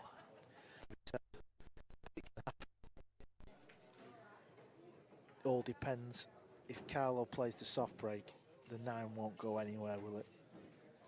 And he's gone over to the left side of the table. This is a brave move, because this can become an illegal break.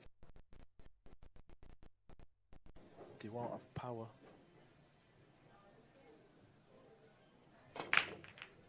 Six ball vanishes. Where's the 1 ball going? It's gone in. There is a gap on the 2. He does have a shot. Good news for Cheng.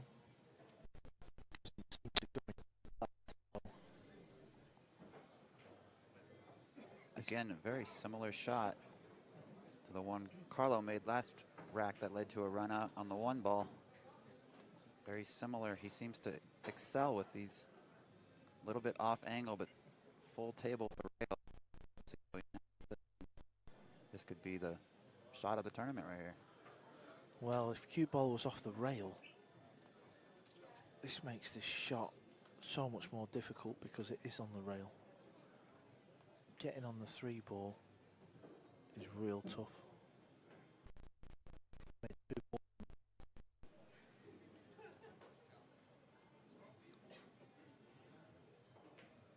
There he's pointing where he'd love the cue ball to be. I think you've got to pot your 2 ball though. That's rule number 1. Tight off the top rail.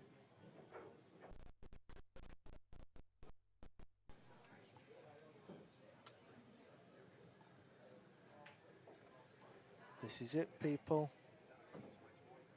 This is the shot. Pot your 2 ball. Get on the red 3 for the title.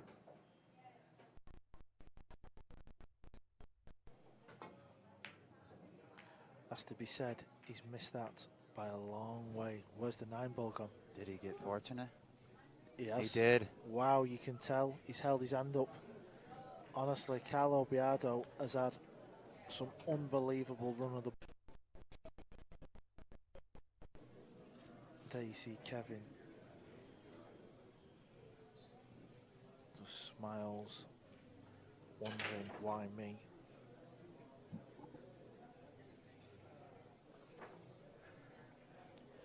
He missed the 2 by That cue ball and 9 ball to land where they landed. All 3 of them.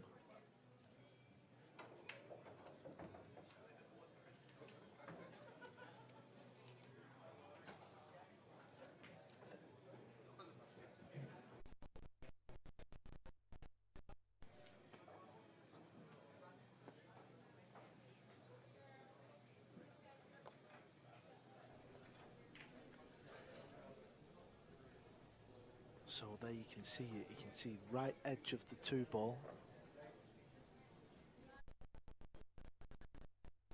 He's going to try and bank this 2 ball up in between the 9 and the 4.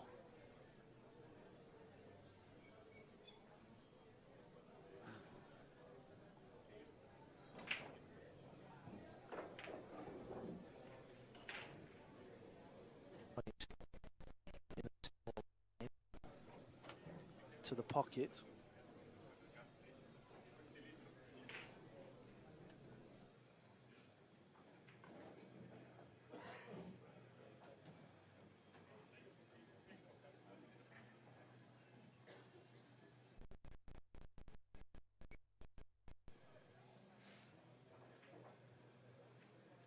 I'm not going to attempt to guess what he's going to do. I'm not going to make myself look like a fool. I'm just going to stay here quietly and let the pool do the talking right now.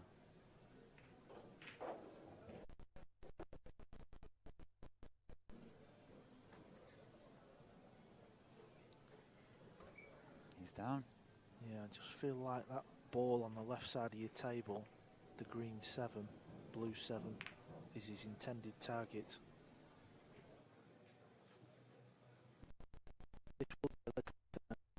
He tells you 3 ball obviously doesn't go in the pocket unless it goes through the gap of the 2 balls, but let's pretend it doesn't for a moment.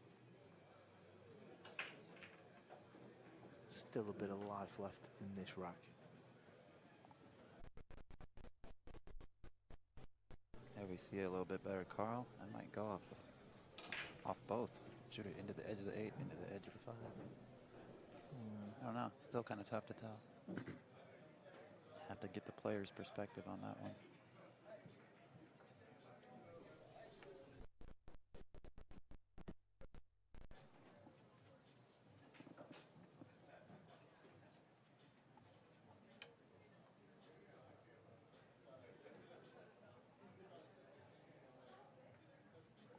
Got a massive crowd around this feature table. Everyone's left their bar stool, left the action.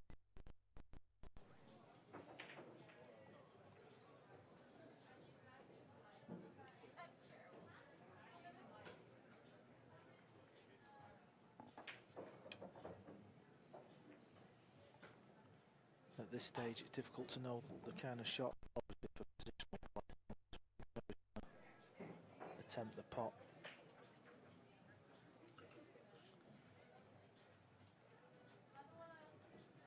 Just shows you the pressure that's out there. You've got a former world 9-ball champion and a former US Open champion.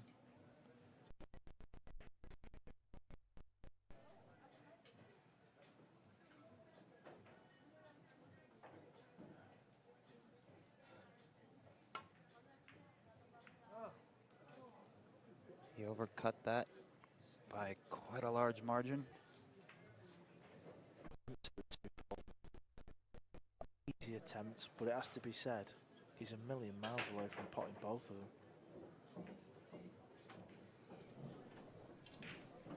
Kevin's having a laugh to himself again because if cue ball doesn't land on the rail, he can get easy position on the 3.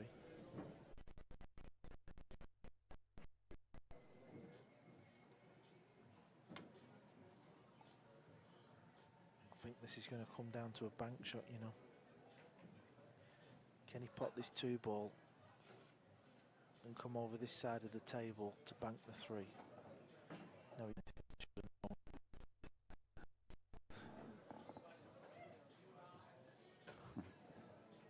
He is looking at that. I don't know. I'd be looking at a way to try to play that 3 to the lower left in any way possible. If you're dead straight though, how do you get on it?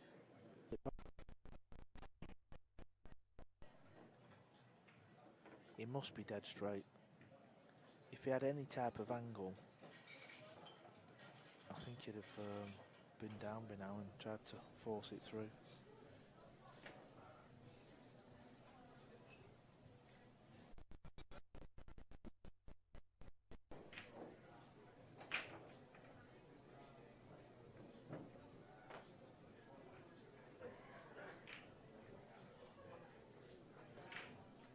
.40-second shot clock. He would have played the shot by now.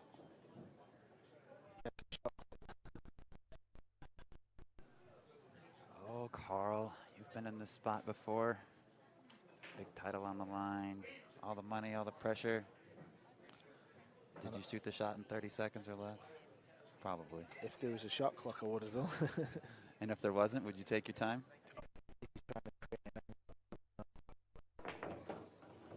Oh, what a shot. What Wow. a shot. Wowie, wow. And he's even giving himself, I can't believe the crowd isn't applauding that shot Yeah, it's much a very- louder than they are. It's an unknowledgeable crowd, it must be said.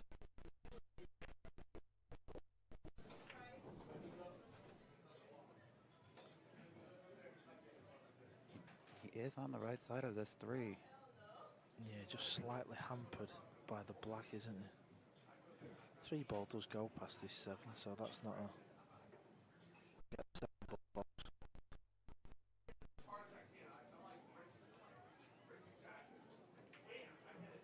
If he pots this ball and gets on the 4, this match is over. Apologies, folks, if a foul word or 2 slipped through our microphones. We're doing nice and professional. We do have an excited crowd with us. So occasionally something slips, and we do apologize if it made it through.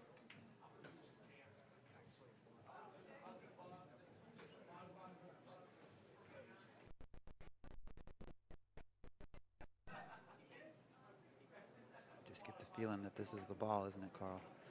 Yeah, you do, yeah. This is the ball, and like I say, if he gets position on the 4...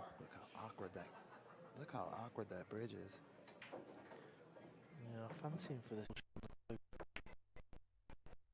Yeah, he's played a wonderful shot on the 3. Look at this, 2 unbelievable shots.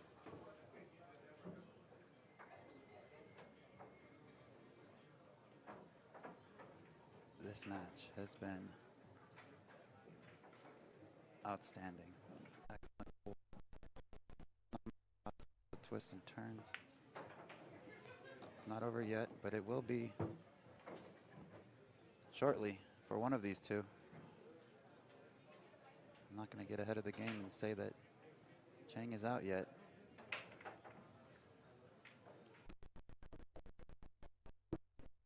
Good spot.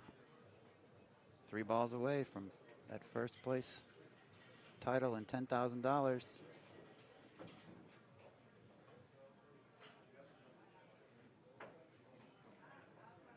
We might see Kevin Cheng at the craps table later.